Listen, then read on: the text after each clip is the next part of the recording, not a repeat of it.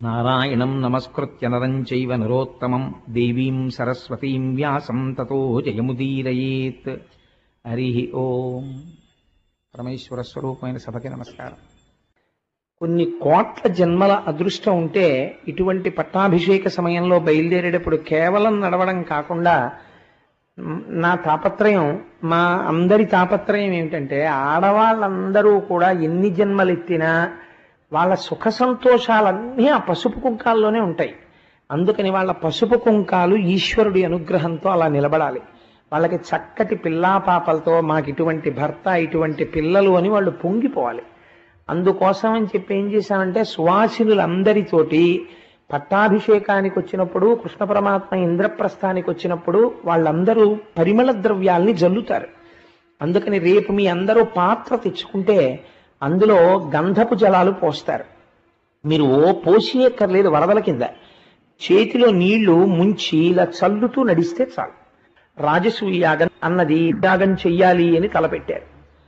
తలపెట్టిన తరువాత ఆయన 4 దిక్కులకి పంపించినటువంటి 9 తమ్ముళ్ళు కూడా ఎక్కడా ఎవ్వరూ ఎదురు తిరిగినటువంటి రాజు లేని సందర్భాన్ని తయారు చేస్తే ఒక్క జరాసంధుడు మాత్రమే కప్పం కట్టకపోతే జరాసంధుడు కూడా భీమసేనుడి చేతిలో మృతుడయ్యాడు. తదనంతరము భరతఖండమునందున్నటువంటి రాజులందరూ కప్పం కట్టి ధర్మరాజు గారి యొక్క ఆధిక్యమును అంగీకరించిన తరువాత రాజసూయ యాగం జరుగుతోంది. కానీ చిత్రం చూడండి, ఒక మర్యాద ఉంటుంది ప్రపంచంలో, ఒక గౌరవం ఉంటుంది.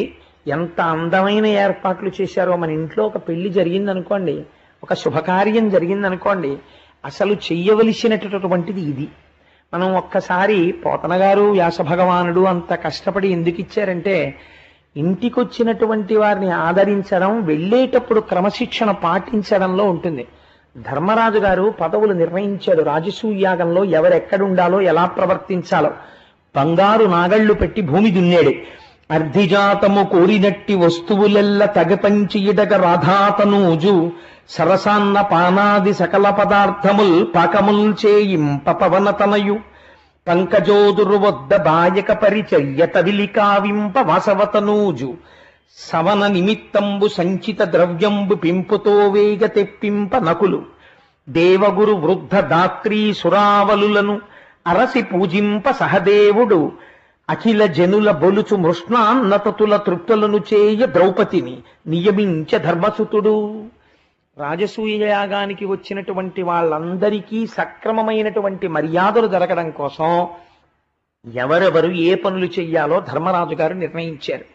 ఎవరు ఏ పని చెయ్యాలో వారే ఆ పని చెయ్యాలి తప్ప, ఒక ఉద్యోగం చేస్తున్నటువంటి ఆఫీసులో పక్క సీటు వాడు సెలవు పెడితే ఆ పక్క సీటు వాడి ఉద్యోగం కూడా వాడు సెలవు నుంచి వచ్చే వరకు నువ్వు చూడు అని ఒక ఆర్డర్ ఇస్తారు. In addition to your normal duties you should also carry out the work of so and so who has gone on leave అని. అలా ఆకాశవాణి కేంద్రంలో వైణిక విద్వాంసుడి సీటుని మృదంగ విద్వాంసుడికి ఇచ్చారనుకోండి, ఆయన వచ్చే వరకు నువ్వే వాయించు వీణకూడా అని అసందర్భంగా ఉంటుంది. ఆఫీసులో ఇచ్చినట్టు ఆకాశవాణి స్టేషన్లో ఇవ్వరు కదా. వైణికుడు అంటే వైణిక విద్వాంసుడే, మృదంగ విద్వాంసుడు అంటే మృదంగ విద్వాంసుడే. ఆయన సెలవు పెట్టాడని మృదంగ విద్వాంసుడు వీణ వాయించడు, వీణ వాయించాయని మృదంగం వాయించడు. ఎవరి పని వాళ్లే చెయ్యాలి. కాబట్టి అటువంటి యాగం జరిగితే అందంగా జరగడానికి ఏ ఏ పనులకు ఎవరు సరిపోతారో వాళ్ళనే పెట్టారు. ఎంత అందంగా ఉంచాడో చూడండి. అర్ధిజాతము కోరినట్టి వస్తువులెల్ల తగిపంచి ఇడగ రాధాతనూజు. ఒకరికి దానం ఇవ్వడం అంటే పరమ సంతోషం కర్ణుడికి. కర్ణుడికి పాండవులకి పడదు. కానీ ఒక మంచి పని జరుగుతున్నప్పుడు ఆ మంచి పని సక్రమంగా జరగడం కోసం ఒకరికి దానం ఇవ్వడం అంటే పరమ శ్రద్ధాభక్తులతో ఇవ్వడానికి కర్ణుడే.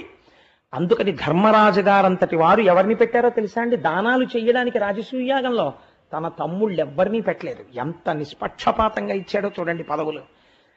కర్ణుణ్ణి తీసుకొచ్చి యాగంలో దానాలు ఇవ్వడం కోసమని నిర్ణయించి ఆ పదార్థములనన్నీ ఆయనకు అప్పచెప్పి కూర్చోబెట్టాడు. సరస అన్న పానాది సకల పదార్థముల్ పాకముల్ చేయింప పవనతనయు. ఒరే తమ్ముడు, అందరూ వచ్చిన వాళ్ళందరూ ఏం పదార్థాలు అని చెప్పి పొంగిపోయేటట్టుగా చెయ్యాలంటే నువ్వే తగినవాడివిరా. అందుకని నువ్వెక్కడుంటావో తెలుసా? వంటశాలలో ఉండి పదార్థాలన్నీ తయారు చేయించమని నలభీమ పాకం అని పేరు కదా, భీమసేనుండి వంటశాలలో పెట్టారు. పంకజోదురు వద్ద బాయక పరిచర్య తవిలి కావింప వాసవతనూజు. ఏమి మర్యాదండి! వచ్చిన వాళ్ళలో పరమ పూజనీయులైనటువంటి వాళ్ళు ఉంటారు. అటువంటి పరమ పూజనీయులైనటువంటి వాళ్ళు ఉత్సవంలో కానీ ఇంట్లో జరుగుతున్నటువంటి కార్యక్రమానికి కానీ వాళ్ళు అక్షతలు వెయ్యడానికి వస్తే ఇంటి యజమాని ఒక జాగ్రత్త తీసుకోవాలి. ఏ జాగ్రత్త తీసుకోవాలంటే, అటువంటి పెద్దలు వస్తే, అయ్యా వచ్చారా, చాలా సంతోషం అండి, మీరు స్నానం చేయండి, నేను పెళ్లి పనుల్లో ఉన్నానని వెళ్ళిపోకూడదు. తను పెళ్లి పనుల్లో ఉంటాడు కాబట్టి పెద్దలు అని నువ్వు నమ్మితే ఇంటికి వచ్చినటువంటి వారు తిరిగి వెళ్ళిపోయేటంత వరకు వారి పక్కన ఉండి వారికి సపర్య చేసి వారికి ఏం కావాలో చూడడానికి ఇలా పనప్ప చెప్తే అలా పారిపోయేవాడు కాని వాణ్ణి పెట్టాలి. పెట్టి, అయ్యా ఆయన మళ్ళీ అక్షతలు వేసి వెళ్ళిపోయే వరకు మీరు జాగ్రత్తగా దగ్గరుండి చూడండి. అది గౌరవం. ఆయన దగ్గర ఉంటాడు, ఉండి చిట్ట చివర మళ్ళీ వారు వెళ్ళిపోయేటప్పుడు చక్కగా పంపించేస్తారు. అంచేత అలా ప్రవర్తించగలిగినటువంటి వారిని ఉంచాలి. ఎవరి దగ్గర ఉంచారోట తెలుసా అండి? కృష్ణ పరమాత్మ దగ్గర అర్జునుడిని పెట్టారట ఈ పనికి. అంటే ఎంత గౌరవించారో చూడండి. గౌరవం అన్నది పొగడ్తల వల్ల మాటల వల్ల కాదండి వచ్చేది. ఆదరణ, మీ మనస్సుతో మీరు ఎలా ప్రవర్తిస్తున్నారన్న దాని చేత గౌరవం ఆవిష్కరింపబడుతుంది. కాబట్టి తమ్ముడైనటువంటి అర్జునుణ్ణి కృష్ణుడికి సపర్య చేయడానికి వినియోగించాడు. సవన నిమిత్తంబు సంచిత ద్రవ్యంబు పెంపుతో వేగ తెప్పింపనకులు. రాజపురోహితుడు ధౌమ్యుడున్నాడు, ఆయన చిట్టి రాసి ఇచ్చేశాడు. ఈ యాగానికి, రాజసూయ యాగంలో ఇన్నిన్ని కావాలి, ఇన్ని పంచెలు, ఇన్ని పీటలు, ఇన్ని విస్తరాకులు, ఇన్ని వక్కలు, పసుపు, కుంకం, ఏవో బోల్డ్ రాస్తాడు. ఇవన్నీ తీసుకొచ్చి ఎక్కడో పెట్టి కరెక్ట్ గా మోదుగు పుల్లలు అనేటప్పటికీ, ఎక్కడ పెట్టావు, నీ మొహం ఎట్సా అని తిట్టుకుంటుంటారు. నేను చాలా చోట్ల చూస్తుంటాను. తేరా అంటే పాపం అన్నీ చేస్తారు కానీ పీటల మీద కూర్చునేవాడు కొన్ని పనులు అవతల వాళ్ళకి అప్పచెప్పాలి అన్నది మరిచిపోయి అన్ని వంటింట్లోనో బీరువాలోనో ఎక్కడో పెట్టేస్తాడు. పెట్టేసి వచ్చి పీటల మీద కూర్చుంటాడు. ఆచమ్య అనగానే ఓం కేశవాయ స్వాహ ఆచమనం చేస్తాడు. ఏమంటే ఒట్టివేరు లేవి అన్నారు అనుకోండి, బీరువా తాళాలు ఎవరికి పడితే వాడికి ఇవ్వడం అనుమానం. అందుకని సభలో ఒకసారి ఇలా చూస్తుంది.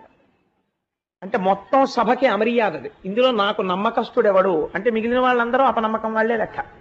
ఎవరో వాడిని పిలుస్తాడు, పిలిచి తాళాలు ఇచ్చి వట్టివేర్లు తీసుకుని వెంటనే పట్టుకొచ్చి తాళాలు ఇచ్చే అంటాడు. మళ్ళీ వాడు ఆ వట్టివేర్లు అట్టుకొస్తాడు. ఎందుకంటే ఈ అల్లరి అలా ఉండకూడదు. ఒక కార్యక్రమం చేసినప్పుడు చాలా అందంగా ఉండాలి, దానికి తగిన బాధ్యత ఉన్నవాడిని ఉంచాలి. నకులుణ్ణి తీసుకొచ్చి ఎటువంటి పనికి అప్పచెప్పారో చూడండి. ఆ యాగమునందు వైదికమైనటువంటి క్రతువులో వాడబడేటటువంటి సమస్త పదార్థములను వాళ్ళు ఎక్కడ ఏది అడిగితే అది సిద్ధంగా అందించడానికి, అవన్నీ తీసుకొచ్చి సిద్ధం చేయడానికి నకులుడికి అప్పచెప్పాడు. దేవగురు వృద్ధ ధాత్రీ సురావరులను అరసి పూజింప సహదేవుడు. వచ్చిన వాళ్ళల్లో దేవగురువులు ఉంటారు. ఒక నారద మహర్షి వస్తారు, ఒక అత్రి మహర్షి వస్తారు, ఒక వశిష్ఠుడు వస్తాడు. వాళ్ళు వస్తారని మేము అనుకోలేదండి అనకూడదు. ఒక మహాపురుషుణ్ణి గభాలను అనుకోకుండా రావచ్చు. వచ్చినప్పుడు వారిని పూజించడానికి సిద్ధం చెయ్యాలి. అందుకని సహదేవుణ్ణి ఉంచేట. ఎవరైనా దేవగురువులు వస్తారు, వృద్ధులు వస్తారు, లేకపోతే మనం అనుకోకుండా కొంతమంది రాజులు వస్తారు. ఇట్లాంటి వాళ్ళందరినీ పూజించి గౌరవించాలి. వీళ్ళందరినీ గెలిచిన వాడు ధర్మరాజు. కానీ అతిథిగా ఇంటికి వస్తే చూడండి ఎంత పూజిస్తున్నాడు. వీళ్ళందరినీ పూజించడానికి తన తమ్ముడైనటువంటి సహదేవుణ్ణి వినియోగించాడు. బొలుచు మృష్ణాన్నతతుల తృప్తులను చేయ ద్రౌపదిని నియమించ ధర్మసుతుడు. వచ్చిన వాళ్ళు భోజనం చేస్తుంటారు. భోజనం చేస్తున్నప్పుడు లేదా పలహారం చేస్తున్నప్పుడు వడ్డనలు జరిగిపోతుంటాయి. యజమానురాలు చేయవలసినటువంటి పని ఏమిటో తెలుసా అండి? ఏమంటే బాగున్నాయా, బూర్లు బాగున్నాయా, ఇంకొక 2 వేసుకుంటారా అని నవ్వుతూ పలకరించి పంక్తి ఎందు కూర్చున్న అందరినీ అడగాలి. అమ్మ బాగున్నాయా, తృప్తిగా ఉందా, మీ ఇంట్లో పెళ్లికి కూడా పెడదామా ఈ వంట వాళ్ళని, అది బాగుందా, కూర బాగుందా, ఏంటి వదిన నీకు ఆవ పెట్టిన అరటికాయ కూర అంటే ఇష్టం, ఇంకొంచెం వేయించుకో అని వాళ్ళని పిలిచి వెయ్యి అనాలి. వచ్చిన వాళ్ళందరూ మీరు పెట్టిన పదార్థానికి తృప్తి పడరండి. వాళ్ళకి లేక వాళ్ళు మీ ఇంటికి భోజనానికి రాలా. వాళ్ళకి భోజనం ఉంది, వాళ్ళు వండుకు తినగలరు. మీ ఇంటికి ఎందుకు వచ్చారు? మీ మీద ప్రేమతో వచ్చారు. మీరు పెట్టే ముద్ద ప్రేమతో కలసినదై ఉండాలి. ఇంటి యజమానురాలు మృష్ణాన్న భోజనం పెట్టాలి. ఆ భోజన పదార్థాలు వస్తుంటే ఘుమఘుమలాడుతుండాలి. అలా పదార్థాలు చక్కగా తెప్పించి వాళ్ళందరికీ వడ్డన చేయించడానికి ద్రౌపదీదేవిని నియుక్తురాల్ని చేశాట. ఏమి ధర్మరాజు గారి మర్యాదండి! అలా రాజసూయ యాగం జరుగుతుంటే సహభాష్ ఏమి పాండవులరా అన్నవాడు తప్ప, ఏమిటండి ఇది ఇంకొంచెం ఇంప్రూవ్ చేసుకోవాలి వీళ్ళు అన్నవాడు లేడు. అంత అందంగా రాజసూయాగ క్రతువు జరిగింది. అంతా పూర్తయిపోయింది. పూర్తయిపోయిన తర్వాత అంత గొప్ప యాగం జరిగినప్పుడు ఏం చేస్తారంటే అగ్రపూజ అని చేస్తారు. అగ్రపూజ అంటే వయస్సు చేత పెద్దరికాన్ని నిర్ణయించరు. అక్కడ జ్ఞానము చేత వృద్ధుడైనటువంటి వాడిని చూస్తాడు. పరమజ్ఞాని, లోకమునకు ఉపకారము చేసేటటువంటి వాడు, గురుస్వరూపమును కలిగినటువంటి వాడు. అటువంటి వారికి అగ్రపూజ అని వారిని కూర్చోపెట్టి అగ్రపూజ చేసి వారికి మర్యాద చేసి ఆయన కాళ్ళు కడిగి ఆ జలాలు తల మీద చల్లుకుని బట్టలు పెట్టి హారములు పెట్టి ఆయనకి పూలదండలు వేసి ఆయన్ని గౌరవిస్తారు. అగ్రపూజ సభలో ఇప్పుడు ఎవరికి చెయ్యాలి అని ప్రశ్న వచ్చింది. ఎందుచేత అంటే అక్కడ ఋషులున్నారు, మహర్షులున్నారు, దేవగురువులున్నారు, ఎందరో రాజులున్నారు. ఇంతమంది ఉన్న సభ ఎవరికి చెయ్యాలి అగ్రపూజ అని ధర్మరాజు గారు ఆలోచన చేస్తుంటే పుట్టతుదవాడు, పుట్టుక చేత వయస్సు చేత చిన్నవాడైన బుద్ధిలో బృహస్పతి సహదేవుడు లేచాడు. లేచి ఆయన అన్నాడు, ఏమిటన్నాయా అగ్రపూజ చెయ్యడానికి ఎవరు అని ఆలోచన చేస్తున్నావా? కాలము, దేశమున్, క్రతువు, కర్మము, కర్తయు, భోక్తయున్, జగజ్జాలము, దైవమున్, గురువు, సాంఖ్యము, మంత్రము, అగ్ని, ఆహుతుల్, వేళలు, విప్రులున్, జనన వృద్ధి లయంబుల హేతుభూతముల్, శీలలతానయై తగవెలంగడు నెక్కటి తేజమీషుడు. ఎంత గొప్ప మాట చెప్పాడో చూడండి. శ్రీ మహావిష్ణువు అన్న మాటకి వ్యాఖ్యానం చేశాడు సహదేవుడు. ఎంత కృష్ణుడు అగ్రపూజకర్హుడు అనలేదు. అన్నయ్య ఈయన ఈశ్వరుడు అన్నయ్య అన్నాడు. ఎందుచేత ఈశ్వరుడో తెలుసా? కాలము బయట కదిలిపోతున్న కాలరూపము ఇక్కడ నిలబడిన ఈయనే. దేశమున్ ఒక ప్రదేశంలా కనపడుతూ ఎక్కడికక్కడ కనపడుతున్నటువంటి ఈ సమస్త భూమండలము ఆయనే. క్రతువు ఇప్పుడు నువ్వు చేసిన యాగం ఆయనే. యజ్ఞభృత్యజ్ఞకృత్యజ్ఞీ యజ్ఞభుక్యజ్ఞ సాధన యజ్ఞాంతకృత్ యజ్ఞగుహ్యం అన్నమన్న అదయేవచ. ఆ యజ్ఞం ఆయనే. కర్తయు చేసినవాడు ఆయనే. భోక్తయున్ ఆ యజ్ఞ ఫలాన్ని నువ్వు ఇచ్చిన హవిస్సులు తిన్నవాడు ఆయనే. జగజ్జాలము వచ్చి వెళ్ళిపోతున్న ఈ జగత్ ఆయనే. దైవమున్ ఇది వెళ్ళిపోవడానికి కారణమైన ఈశ్వరుడు ఆయనే. గురువు లోకమునకు ఈ మర్యాద నేర్పినవాడు ఆయనే. సాంఖ్యము తత్వములుగా భాషిల్లుతున్నవాడు ఆయనే. మంత్రము మననము చేత రక్షించేటటువంటి మంత్రస్వరూపం ఆయనే. అగ్ని వెలుగుతున్న అగ్ని ఆయనే. ఆహుతుల్ స్వాహ అని వేస్తున్నటువంటి ఆ పదార్థం, ఆ వేయబడుతున్న పదార్థం ఆయనే. వేళలు ఉదయం, మధ్యాహ్నం, సాయంకాలం, సంధ్యా సమయాలు అని పిలవబడేటటువంటి వేళల రూపం ఆయనే. విప్రులు బ్రాహ్మణులుగా కనపడి ఈ వేదమునంతటినీ కూడా ప్రచారము చేసేటటువంటి రూపము ఆయనే. జనన వృద్ధి లయంబులు ఒక పదార్థం పుట్టింది ఎక్కడో, పుట్టడానికి కారణమెవరో వాడు ఈయనే. వృద్ధి ఉన్న పదార్థాలు పెరుగుతున్నాయి, ఈయనే కారణం. లయంబు ఎన్నో పదార్థాలు కాలగర్భంలో కలిసిపోతున్నాయి, కారణం ఎవరు? ఈయనే. హేతుభూతముల్ వీటన్నిటికీ కారణమైన వాడెవడో ఆయనే. లీలలతానయై ఇక్కడ ఇలా కనపడుతూ అక్కడ అన్ని చక్కబెట్టగలిగిన వాడెవడో వాడు. అటువంటి వాడు తగవలెంగడు నెక్కటి తేజమీషుడు. అన్నయ్యా ఇన్నిగా వెలుగుతున్నటువంటి ఈశ్వరుడు ఇవాళ మన కళ్ళెదుట మాంసనేత్రములతో చూడడానికి ఎదురుగుండా వీలైన రీతిలో రక్షకుడై సర్వకాలముల యందు పాండవులు బాగుపడాలని కోరుకున్నవాడై యాగమునకొచ్చి నిర్వహించి జరాస సంధుని యొక్క వధ చేయించిన మహాపురుషుడు ఎవడున్నాడో ఆయన ఇక్కడ కూర్చునుండగా ఇంకా ఎవరెవరని వెతుకుతారేమిటన్నాయా, ఆయనకు అగ్రపూజ చెయ్యండి అన్నాడు. ఈ మాట చెప్పేటప్పటికీ ధర్మరాజు గారు పొంగిపోయాడు. మాట చెప్పడం కాదండి, చెప్పే మాట ఎదిరించలేనిదై ఉండాలి. అది ఆవిష్కరణ అంటే. కృష్ణుడికి అగ్రపూజ చేయండి అన్నారు అనుకోండి, ఎందుకు చేయాలి అని ఎవరైనా అడగచ్చు. కృష్ణుడికి అగ్రపూజ చెయ్యండి కాదు, కృష్ణుడు ఏమిటి చెప్పాడు. కృష్ణుడన్న మాట వాడలేదు, కృష్ణుడు ఎవరు చెప్పాడు. సహదేవుడు అర్థం చేసుకున్నాడు. ఎంతటి మహాజ్ఞానో చూడండి సహదేవుడు అంటే. అందుచేత ఆ సహదేవుడు చెప్పగానే ఆ ద్రౌపదీదేవిని తీసుకుని చక్కటి కనక బంగారముతో చేయబడినటువంటి జలపాత్రలను చేత్తో పట్టుకుని 5గురు అన్నదమ్ములు, కుంతీదేవి, ద్రౌపదీదేవి అందరూ వెళ్లి కృష్ణ పరమాత్మ యొక్క పాదాల దగ్గర కూర్చుని ఒక బంగారు పళ్ళెం తీసుకొచ్చి ఆయన కాళ్ళ కింద పెట్టారు. పెట్టి ఆ ద్రౌపదీదేవి ఆ బంగారు పాత్రలోంచి నీళ్లు పోస్తుంటే ఆయన కాళ్ళు కడిగారు. మునిజనమానస మధుకర వనజాతములైన ఎట్టి వారిజదలలోచన పదయుగల ప్రక్షాళనముగి గాలించి తజ్జలంబులు భక్తిన్ తానును కుంతియు అనుజులు మానుగ ద్రుపదజయును మస్తకముల పెంపూనిన నియతి ధరించి మహానందము పొంది రతిశయ ప్రీతిన్.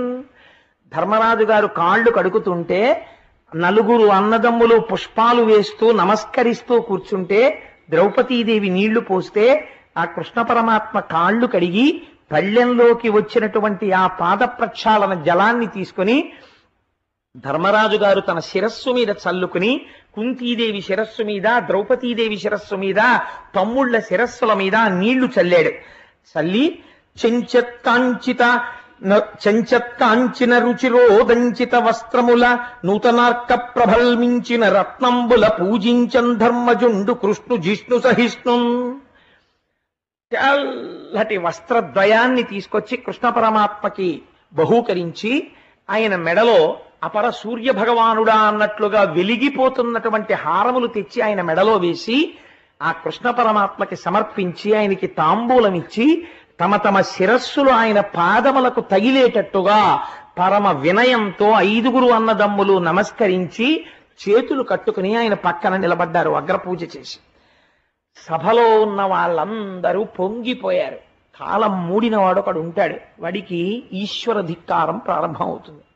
కాబట్టి శిశుపాలుడు లేచన్నాడు, గురుదేవ శూన్యుండు కులగోత్రరహితుండు తల్లిదండ్రులెవ్వరో తడవగాన ముప్పుల పొరలెడు ఆది మధ్యావసానంబులందరయ మానంబులేదు బహురూపి అయి పెక్కు భంగుల వర్తించు వావివర్తనములు వరుసలేవు పరికింప విగత సంబంధుండు తలపోయ మానిమిత్తమున మానిసయ్యే బరగ మున్ను యయాతి శపమున చేసి వాసికెక్కెదు ఈ అదవ వంశమెల్ల బ్రహ్మ తేజంబునెల్ల కోల్పడిన ఇతడు బ్రహ్మ ఋషి సేవ్యుడగొని గోపాలకుండు. ఆయన లేచి అన్నాడు, ఈయన పుట్టినటువంటిది గోపాలుల యొక్క కుటుంబంలో.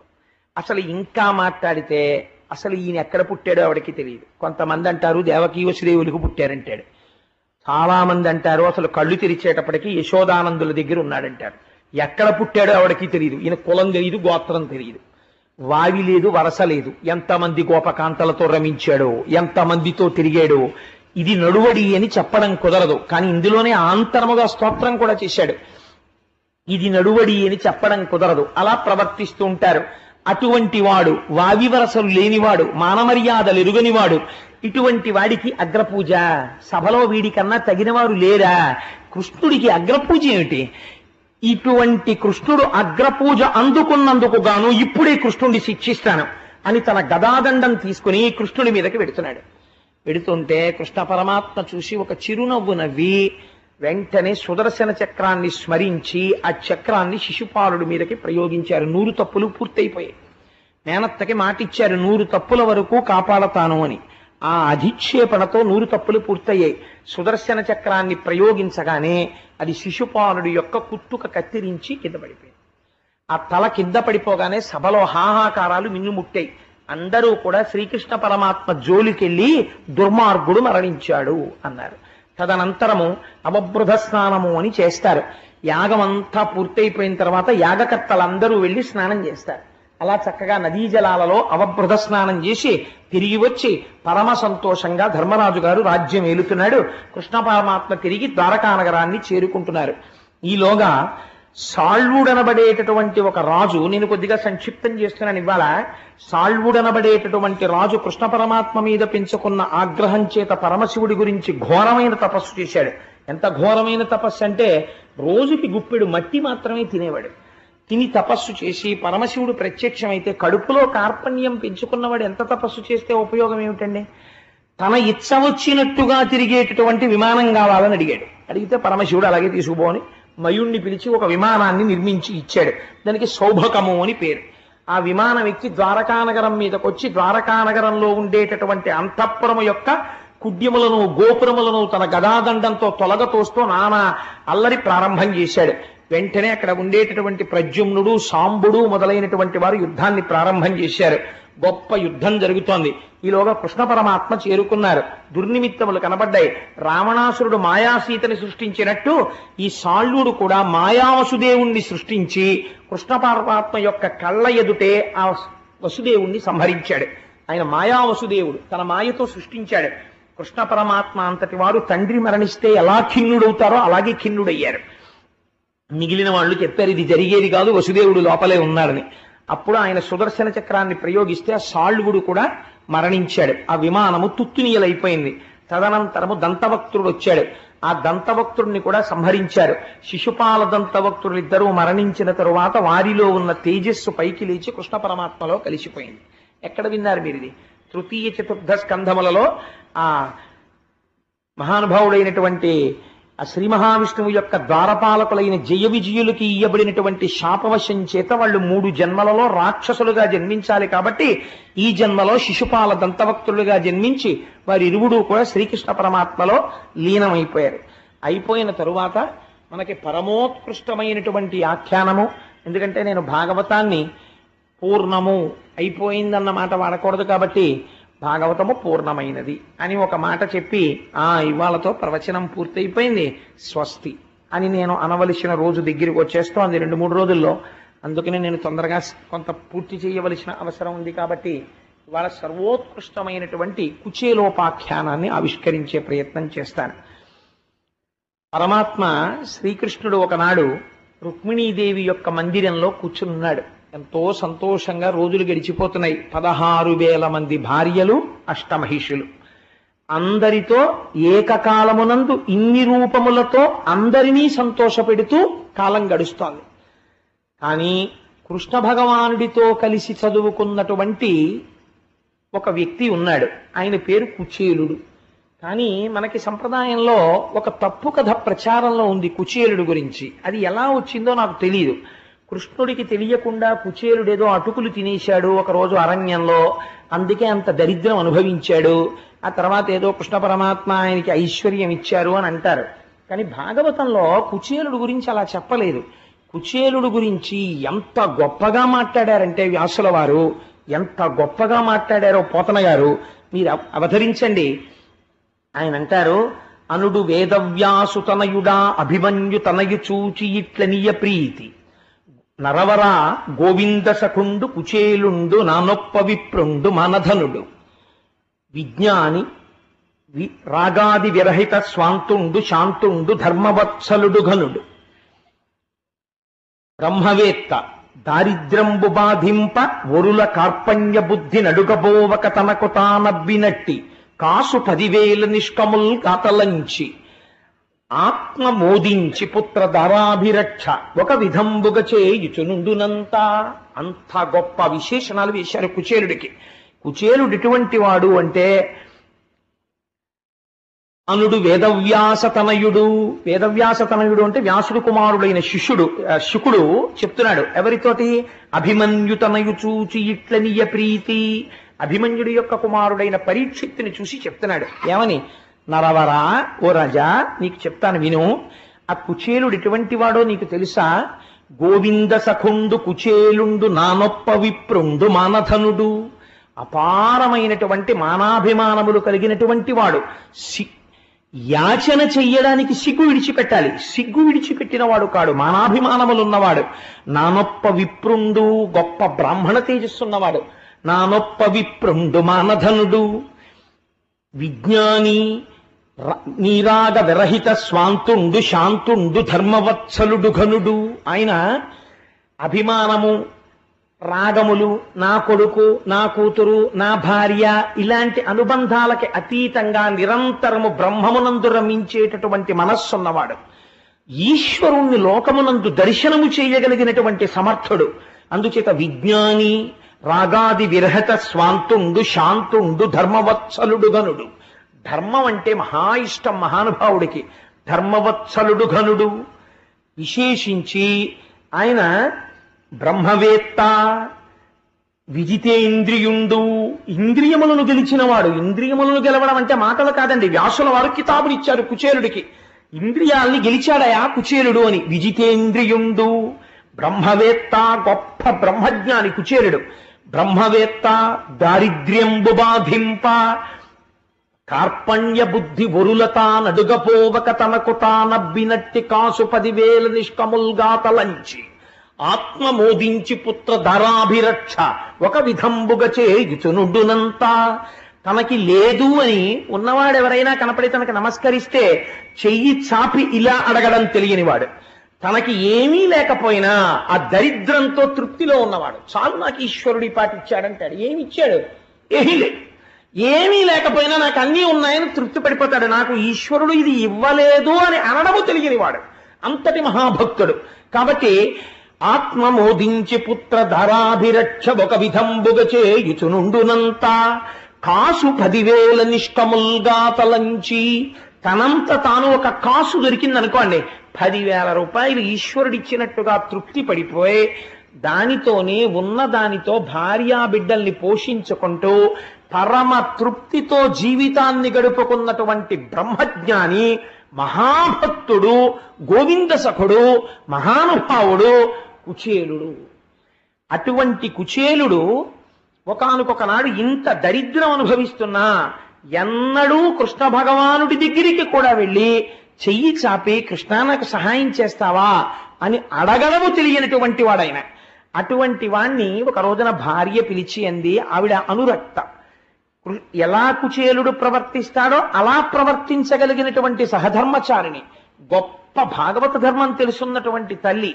ఆవిడంది, మహానుభావ చూశారా, ఆకలి వేస్తే మీరు ఓర్చుకుంటారు, నేను ఓర్చుకుంటాను. పిల్లలు ఆకులతో చేసిన దొప్పలు చేత పట్టుకొని, అంటే తినడానికి కంచాలు లేవు వాళ్ళకి, వాళ్ళు మహాభక్తులు ఈశ్వరుడికి. ఆకులతో చేసిన దొప్పలు చేత పట్టి 10 మాటలు అమ్మా ఆకలేస్తోందమ్మా అంటే, అన్నం పెట్టలేకపోయానే అని అమ్మ బాధపడుతుందోమోనని ఆకలితో నా వంక చూస్తూ నాలుకతో పెదవులు తడుపుకుంటున్నారయ్యా మన బిడ్డలు. ఇలాంటి కుటుంబం అండి కుచేలుడి కుటుంబం అంటే. అటువంటి కుచేలుడి మీద నిందలు వెయ్యకూడదు, అదొక గొప్ప అపరాధం అవుతుంది కూడా. అందుకని పెదవులు తడుపుకుంటున్న పిల్లలు, నీకు ఐశ్వర్యం మీద భ్రాంతి లేదు, కానీ బిడ్డల్ని పోషించాలి కదా. అందుకని ఏమండి నేను ఒక్క సలహా పాటిస్తాను చెప్తారా? మీ సఖుడు మీతో కలిసి చదువుకున్నవాడు ఉన్నాడు కదా, ఒక మహానుభావుడు, ఆయన పేరు శ్రీకృష్ణుడు కదా. ఏం ఆశ్చర్యమో, ఖచ్చితంగా నేను కుచేలోపాఖ్యానం చెప్దామనుకున్న నాడే కుచేలుడు లాంటి నాకు శ్రీకృష్ణ పరమాత్మ లాంటి సఖుడైన మా రాఘవరావు గారు సభలో ఉన్నారు ఇవాళ.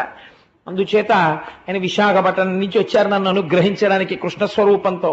అందుకని ఆయన ఒక్కసారి ఆ కృష్ణ పరమాత్మ దగ్గరికి వెళ్ళి, సఖా అని నువ్వు వెళ్ళి ఒక్క మాట చెప్పినా భార్యా బిడ్డలతో సంసారం నడుపుకోవడమే కష్టంగా ఉందని ఒక్క మాట అంటే, మహానుభావుడు అందరినీ ఆదుకోగలిగినవాడు, ఆ వాసుదేవుడు మనల్ని రక్షించడా అని ఎంత గొప్ప మాట చెప్పిందో చూడండి. భాగవతంలో ఎర్రసిరాతో రాసి అట్ట మీద పెట్టుకుని, నేను చెప్పానే పూజా మందిరంలో తగిలించుకోవలసిన పద్యం ఏదైనా ఉంటే అలాంటి పద్యాలు భాగవతంలో ఎన్నో ఉన్నాయని నేను మీకు తరచు చెప్తూ వస్తున్నాను.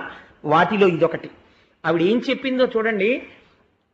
కలలోనన్మున్నిరుంగని మహా కష్టాత్ముడైనట్టి దుర్బలుడాపత్సమయంబునన్ నిజపదాబ్జాతంబు ఉల్లంబునంతలపన్ అంతన వచ్చి ఆర్తిహరుడై తన్నైన ఇచ్చున్ సునిశ్చిత భక్తి భావముల భజించు వారికిడడే సంపద్విశేషోన్నతుల్. అది భార్య అంటే. ఎంత గొప్పగా మాట్లాడిందో చూడండి. కలలోనంతన్మున్నిరుంగని మహాకష్టాత్ముడైనట్టి దుర్బలుడు వాడు ఎన్నడూ జీవితంలో భగవంతుడికి నమస్కారం చెయ్యడం అంటే ఏమిటో తెలియదు, భగవంతుడి నామం చెప్పి ఎరగడు, అసలు ఈశ్వరుడి యొక్క ఆస్తిక్యాన్ని అంగీకరించిన వాడు కాడు. నా అంతటి వాణ్ణి నేను అని తినడము తిరగడము తప్ప వేరొక మర్యాద తెలియనివాడు. అటువంటి వాడికి ఆపదొచ్చింది జీవితంలో. ఆపదొస్తే వాడు కలలో కూడా ఎప్పుడు ఈశ్వర అన్న మాట ఎరగని వాడు, ఆ ఆపద వస్తే అప్పుడు గుర్తొచ్చాడు వాడికి భగవంతుడు. గుర్తొచ్చి ఆర్తితో ఈశ్వర అన్నాడు. ఈశ్వర అంటేట కృతజ్ఞుడా, ఇన్నాళ్ళు నేను నీకు జ్ఞాపకం రాలేదా, కష్టం వస్తే నేను గుర్తొచ్చానా అని అడగడట. అయ్యో ఇంత కష్టంలో నా నామం చెప్పారా అని ఆర్తితో పిలిచిన వాడి కోసమని పరిగెత్తుకొచ్చి వాడికి వచ్చినటువంటి కష్టాన్ని తీర్చడం కాదు, తన్నైన ఇచ్చున్ తనని తాను ఇచ్చేసుకుంటాట కృష్ణుడు. అదయ్యా కృష్ణుడంటే. అటువంటి మహాత్ముడైన కలలోనంతం మున్నెరుంగని మహాకష్టత్ముడైనట్టి దుర్బలుడాపత్సమయంబునన్ నిజ పదాబ్జాతంబు ఉల్లంబునంతలపన్ అంతని వచ్చి ఆర్తిహరుడై తన్నైన ఇచ్చున్ సునిశ్చిత భక్తి భావముల భజించు వారికిడడే సంపద్విశేషోన్నతుల్.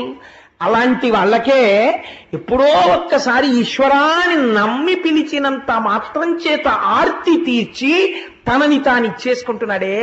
ఇవ్వలేదండి. ఇచ్చిన సంఘటనలు మీకు చూపిస్తాను. ఏమి తెలుసని వెళ్ళాడు. కాంచీపురం పక్కన ఉన్నటువంటి ఒక కుగ్రామంలో తోళ్లు కోసి చెప్పులు కుట్టుకునేటటువంటి ఆయన ఉన్నాడు. ఈ మధ్యనే వెంకటాచలంలో జరిగిన ఒక యథార్థాన్ని మీకు విజ్ఞాపన చేస్తున్నాను. ఆయన కొత్త చెప్పులు కుట్టి, ఆయనకి ఏమొచ్చు, చెప్పులు కుట్టడం వచ్చంతే. ఆయన చెప్పులు కుట్టి, అది కూడా చిత్రం ఏమిటో తెలుసా అండి, పట్టుకెళ్ళి వెంకటాచల క్షేత్రంలో సమర్పించి పొంగిపోయి, మనం అనుకుంటాం కాటేజీలు తీసుకుని కాటేజీల్లో పడుకుని ఆర్జిత సేవ టిక్కెట్లు పుచ్చుకొని వెంకటాచలం వెళ్లి తలనీలాడివ్వడానికి మొహమాట పడిపోయేటటువంటి చదువుకున్న ప్రబుద్ధులున్న ఈ రోజుల్లో వెంకటాచలం వెడితే ట్రంక్ పెట్టి నెత్తి మీద పెట్టుకుని పిల్లలతో రోడ్ల మీద పడుకుని తలనీలాలు ఇచ్చి ప్రసాదం తెచ్చి పూజ చేసి పంచుకుంటారు వాళ్ళు భక్తులంటే. అటువంటి చెప్పులు కుట్టేటటువంటి వాడు వెంకటాచల క్షేత్రంలో స్వామికి చెప్పులు ఇచ్చి కొండ నడిచెక్కి స్వామికి నమస్కారం చేసుకుని పొంగిపోయిన హృదయంతో ఇంటికొచ్చాడు. ఇంటికొచ్చి ఇంట్లో కూర్చుంటే తన ఇంటి మేడ మీద ప్రతిరోజు అన్నం వండుకోవడానికి తినడానికి కావలసినంత డబ్బు లేక భార్య దొరికిన కాశీని బియ్యం నీళ్లలో తడిపి ఎండబెట్టి పిండి చేస్తుంది.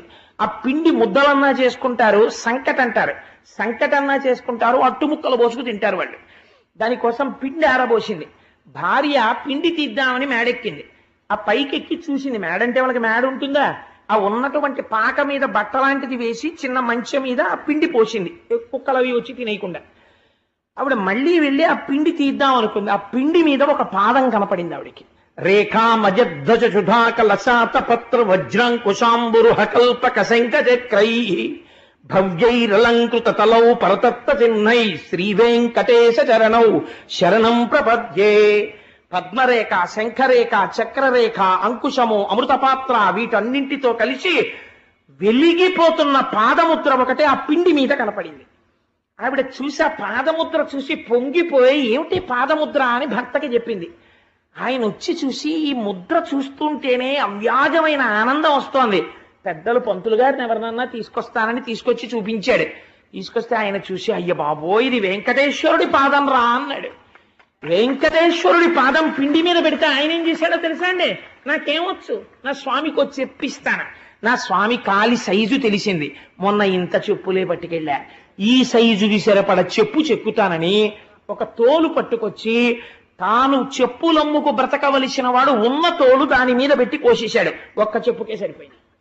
ఒక్క చెప్పు అందంగా కుట్టి తల మీద పెట్టుకుని నడుస్తూ వెంకటాచలం వెళ్లి కొండెక్కే మార్గంలో ఇచ్చేస్తానన్నాడు. అదే సమయంలో శ్రీకాళహస్తి దగ్గర వేరొక చెప్పులు కుట్టేవారింట్లో కూడా ఇదే పాదం పడింది. అక్కడ ఎడం పాదం పడింది, ఇక్కడ కుడి పాదం పడింది. ఆయన చెప్పు కుట్టి తల మీద పెట్టుకుని ఇద్దరు ఒక్కొక్క చెప్పే పెట్టుకుని కటిక దరిద్రులు, చెప్పులు కుట్టమ్మేవాళ్ళు, ఒక చెప్పు కన్నా తోలు లేని వాళ్ళు, చెప్పు పట్టుకుని ఇద్దరూ చెప్పులు పట్టుకుని ఏకకాలమునందు కొండెక్కే మార్గం దగ్గర గుడికి వచ్చారు. ఇద్దరు చెప్పులు తీసుకొచ్చి అక్కడ పెట్టారు. ఖచ్చితంగా సరిపోయే కుడి పాదానికి ఎడం పాదానికి. ఈశ్వరుడు ఇద్దరి చెప్పులు రాత్రి వేసుకుని మా అమ్మ అలమేలు మంగమ్మ దగ్గరికి వెళ్ళుండరు. కాబట్టి మీరు చెప్పండి, ఏం పోతన గారు చెప్పింది అబద్ధమా? మా పోతన గారికి అబద్ధం చెప్పుకోవలసిన కర్మ. కలలోనంతం మున్నిరుంగని మహా కష్టాత్ముడైనట్టి దుర్బలుడు ఆపత్సమయంబునన్ నిజ పదాబ్జాతంబు ఉల్లంబునంతలపన్ అంతన వచ్చి ఆర్తిహరుడై తన్నైన ఇచ్చున్ సునిశ్చల భక్తి భావముల భజించు వారికిడడే సంపద్విశేషోన్నతుల్. అటువంటిది పరమభక్తితో ఈశ్వరా నువ్వు ఉన్నావని కొలిచిన వాడికి ఏమివ్వడయా? ఏ సంపదలైనా ఇస్తాడు. ఎందుకు వచ్చిన దరిద్రమయ్యా మనకి? పిల్లల కోసమని ఒక్కసారి వెళ్ళవయ్యా కృష్ణ పరమాత్మ దగ్గరికి. ఆయన అన్నాడు, నీవు చెప్పిన ఎట్లు రాజీవ నేత్రు పాద పద్మముల చేరుట పరమ శోభనంబు కాని చక్రహస్తునకిప్పుడు కొంపోవ కానుకేదైనా కలదె మనకు అన్నాడు. పెద్దవాళ్ళ దగ్గరికి వెళ్ళేటప్పుడు, స్నేహితుడి దగ్గరికి వెళ్ళేటప్పుడు, వృద్ధుల దగ్గరికి వెళ్ళేటప్పుడు, రోగుల దగ్గరికి వెళ్ళేటప్పుడు, గురువుల దగ్గరికి వెళ్ళేటప్పుడు రిక్తహస్తాలతో వెళ్ళం కదా, ఏదైనా కానుక పట్టుకెళ్ళాలి కదా స్నేహితుడికి. అందుకని ఆయనకి పట్టుకెళ్ళడానికి మన ఇంట్లో ఏమి కానుకుందే, నువ్వు చెప్పావు వెళ్ళమని చాలా సంతోషం, వెడతాను, కానీ వెళ్ళి పట్టుకెళ్ళి కృష్ణ ఇన్నాళ్ళకి కలిశాం స్నేహితుడి వీరిగో తీసుకో అని ఇవ్వడానికి నా దగ్గర ఏముంది అని అడిగాడు. అడిగితే ఆవిడంది, మనకున్నదే మనం ఇద్దామయ్యా, ఏమి తెచ్చావని చూసేవాడు కాడు పరమాత్మ, ఎంత ఆర్తితో తెచ్చావని చూస్తాడయ్యా. మన ఇంట్లో అటుకులు ఉన్నాయి ఒక గుప్పెడు, అవే మూట కడతానంది. ఆయన పేరేమిటో లోకం మర్చిపోయింది. ఎందుకో తెలుసా అండి, అసలు ఆయన జీవిత కాలంలో ఆయన్ని ఆ ఊళ్ళో చిరువులేని పంచ కట్టుకోగా చూసిన వాళ్ళు లేరు. అందుకని ఆయనకి కుచేలుడని పేరు. అంటే ఆయన్ని హాస్యోక్తులు ఆడేవారు, పరిహాసం ఆడేవారు. కుచేలుడు అంటే చేలం అంటే వస్త్రము, కు అంటే చిరిగిపోయిన బట్ట. చిరిగిపోయిన బట్ట తప్ప చిరగని బట్ట కట్టడం కుచేలుడికి తెలియదు అసలు. అంటే ఎప్పుడూ కట్టుకోలేదు. ఎప్పుడూ కట్టుకోకపోయినా యోగరతో వా భోగరతో వా సంగరతో వా సంగ విహీన యస్య బ్రహ్మణి నమతే చిత్తం నందతి నందతి నందత్యేవ, పరమానందంతో ఉండేవాడు స్వామిని లోపల దర్శించుకుంటూ. కాబట్టి ఆయన కుచేలుడు కుచేలుడు అని పిలుస్తూ ఉండేవారు. కాబట్టి ఇప్పుడు అటుకులు తీసుకొచ్చింది, మూట కట్టాలి, ఎక్కడ కడుతుంది? ఖండోత్తరీయం, చిరిగిపోయినటువంటి ఉత్తరీయం కనపడింది. గట్టిగా ముడేస్తే పిట్లిపోతుంది ఆ ఉత్తరీయం. అందులోనే ఆ గుప్పెడు అటుకులు పోసి జాగ్రత్తగా ముడేసిందిట. ముడేసి ఈ అటుకులు మీ స్నేహితుడికి ఇవ్వండి అంది. తప్పకుండా ఇస్తాను, బయలుదేరుతానని. కాళ్ళకి చెప్పులు లేవండి కుచేలుడికి, అంత దరిద్రం అనుభవించినటువంటి వాడు. అంత దరిద్రంలోంచి పైకొచ్చాడు మహానుభావుడు. అందుకని ఆ కుచేలుడు చెప్పులు లేకుండా ఆ చిరిగిపోయిన బట్టలతో చెమట కంపుతో ఆ రథాల మించి వస్తున్నటువంటి ధూళి అంతా ఒంటి మీద పడిపోయి అంత దూరం నుంచి చూస్తే ఇక్కడికి దుర్వాసన వచ్చేటటువంటి స్థితిలో ఆయన నడిచి నడిచి నడిచి నడిచి చివరికి ద్వారకా నగరాన్ని చేరుకున్నాడు. ఏమి తిన్నాడో ఏమి తినలేదో ఈశ్వరుడికి ఎరుక. నడిచే ద్వారకకు వెళ్ళాడని భాగవతంలో రాశారు. నడిచి ద్వారకా పట్టణాన్ని చేరుకున్నాడు. చేరుకుని ద్వారకా పట్టణంలోకి వెళ్ళి ద్వారక వంక చూశాడు. చూసి అనుమానం వచ్చింది, ఏమి ద్వారకా పట్టణం రా, ఎక్కడ చూసినా బంగారముతో నిర్మించబడినటువంటి గోపురాలు, రత్నాలు తాపడం చెయ్యబడ్డాయి, పరిమళ ద్రవ్యాలు చల్లబడినటువంటి రాసవీధులు, కస్తూరి కర్పూరము మొదలైనటువంటివి కాల్చిన సువాసన వస్తున్నాయి. ఇటువంటి చోట నా సఖుడైనటువంటి గోవిందుడు ఎక్కడున్నాడో అని అడిగాడు. అడిగితే వాళ్ళు అన్నారు, ఈ రాస వీధంతా కృష్ణ పరమాత్మదే. ఇక్కడ కనపడుతున్నటువంటి 16,008 దివ్య సౌధములున్నాయే, ఈ 16,008 దివ్య సౌధములు ఆయన తన భార్యలతో ఉంటాడు. ఆయన ఇక్కడ రథం మీద తిరుగుతూ ఉంటారు. ఆ కృష్ణ పరమాత్మకి మీరు స్నేహితులా అని అడిగారు. నేను స్నేహితుణ్ణి అన్నాడు. కానీ కుచేల భక్తి అంటే ఏమిటో తెలుసా అండి? ఒక ఆలోచన రావాలి. చూడు, నా స్నేహితుడు, ఇద్దరం కలిసి చదువుకున్నాం గురువుగారి దగ్గర, ఇవాళ కృష్ణుడు ఇలా ఉన్నాడు, నేను ఇలా ఉన్నాను అనుకోవాలి. కుచేలుడుట రాచవీధిలో నిలబడి ఈ 16,008 రాచసౌధములు కృష్ణుడివే అని చెప్తే ఒక్కసారి వాటి వంక చూశాట. చూసి అక్కడ వెళ్ళిపోతున్న పరిచారికల్ని చూశాడు. వాళ్ళు వేసుకున్న ఆభరణాలు, కట్టుకున్న వస్త్రాలు కొన్ని లక్షల విలువైనవి. వాళ్ళు ఎవరని అడిగాడు. వాళ్ళు కృష్ణుని యొక్క భార్యల పరిచారికలు అన్నారు. వీళ్ళే ఇలా ఉంటే నా స్వామి ఎంత ఐశ్వర్యవంతుడు, నా స్నేహితుడు, నా సఖుడు, నాతో కలిసి చదువుకున్నవాడు ఇవాళ ఈ స్థితికి చేరాడు అని నిలబడిపోయి ఆనందమగ్నుడై కన్నుల వెంట ధారగా వర్షం పడినట్టు నీళ్లు కారిపోయేట. ఇవన్నీ చూస్తున్నవాడు ఉన్నాడు ఆంతరమునందు. పొంగిపోయి కృష్ణ భగవానుడు ఈ ఇంటిలో ఎక్కడుంటాడు అని అడిగారు. ఎక్కడుంటాడు? నిన్న మీరు నారదోపాఖ్యానంలో చూశారు కదా, అదిగో ఆ ఇంట్లోనే ఉన్నారు అన్నారు. ఆ ఇంటిలోకి వెళదామనుకున్నాడు. కానీ ఇంటి ముందు పెద్ద పెద్ద శూలాలు పట్టుకుని కాపు కాస్తున్నారు భటులు. ఇంటి లోపలికి వెడదామంటే చూసి తన యొక్క చిరిగిపోయిన బట్టలు ఈ స్థితి చూసి లోపలికి రానిస్తారో రానివ్వరో, రానివ్వకపోతే ఒకవేళ నా స్నేహితుడండి, నా సఖుడండి కృష్ణ పరమాత్మ అని చెప్పి వెడితే ఒకసారి పైనుంచి కిందకి చూసి ఎవరు నువ్వు అని అడిగాడు అనుకోండి, అడిగితే అంటే అబద్ధాలు చెప్పి లోపలికి వచ్చావా అని రెక్కపట్టి ఈడ్చేస్తే తను ఇప్పుడు అబద్ధం చెప్పినవాడు కాదు, అవమానం అయిపోతుంది. పోనీ ఏమీ చెప్పకుండా అక్కడ ఉన్న రాజభటులకు ఏదో కానుకిచ్చి లోపలికి ఎడదామా అంటే ఇవ్వడానికి కృష్ణుడికి తెచ్చిన అటుకులు తప్ప ఇంకొకటి లేవు. కాబట్టి ఇప్పుడు నాకు ఎవరాధారం? వాసుదేవుణ్ణి చేరడానికి వాసుదేవుడే ఆధారం.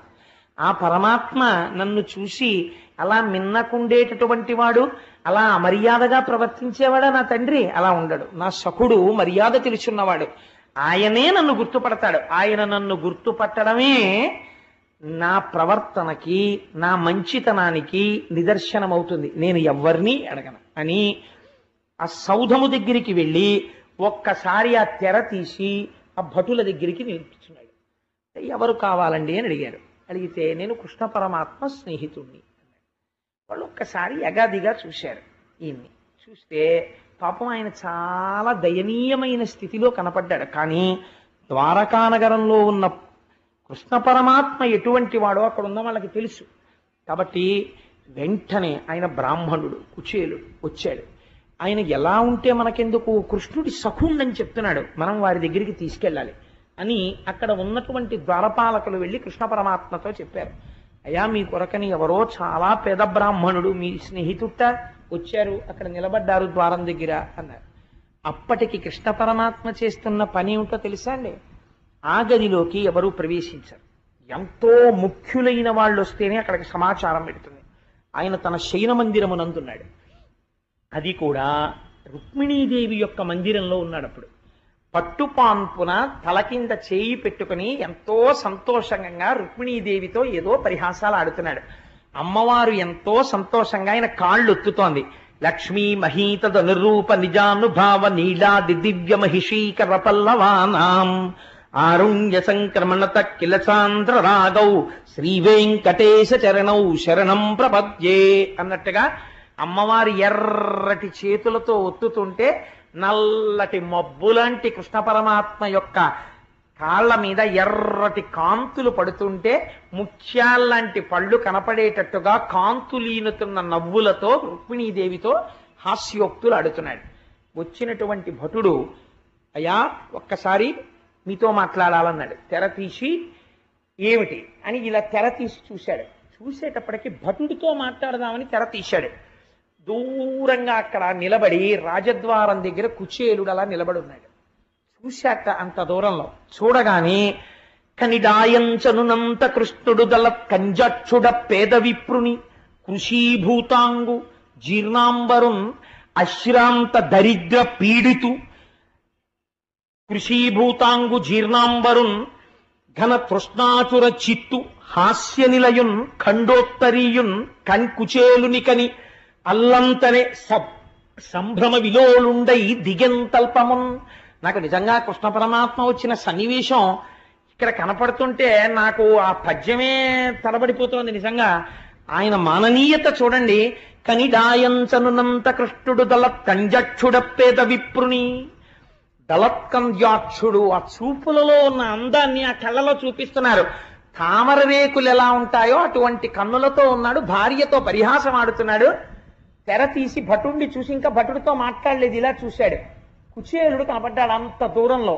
ఎటువంటి కుచేలుడు అంటే మహాదరిద్రుడు, అపారమైనటువంటి దరిద్రంతో ఉన్నాడు. అశ్రాంత దరిద్ర పీడితూ, ఒక క్షణం కూడా విడిచిపెట్టకుండా దరిద్ర దేవత చేత పీడింపబడుతున్నవాడు. అశ్రాంత దరిద్ర పీడితు కృషీభూతాంగు, శరీరం అంతా కూడా క్షీణించిపోయి అంటే ఉరప్పంజరంలో ఎముకలు లెక్క పెట్టవచ్చు అంత ఎముకలు పైకొచ్చేసాయి. హాస్య నిలయం, ఎవరైనా చూస్తే ఓ బాబా అదేంటో బాబా చిలుగుబట్లు నువ్వు అని పరిహాసమే ఆడతారు తప్ప నమస్కరించేవాడు ఎవ్వరు ఉండడు. అలా ఉన్నాడు. హాస్య నిలయం ఖండోత్తరీయున్, పంచమాట దేవుడెరుగు. పంచకి కన్నం ఉంటే ఉంది, కనీసం ఉత్తరీయం కన్నం లేకుండా లేదు, దాని నిండా చిరుగులే.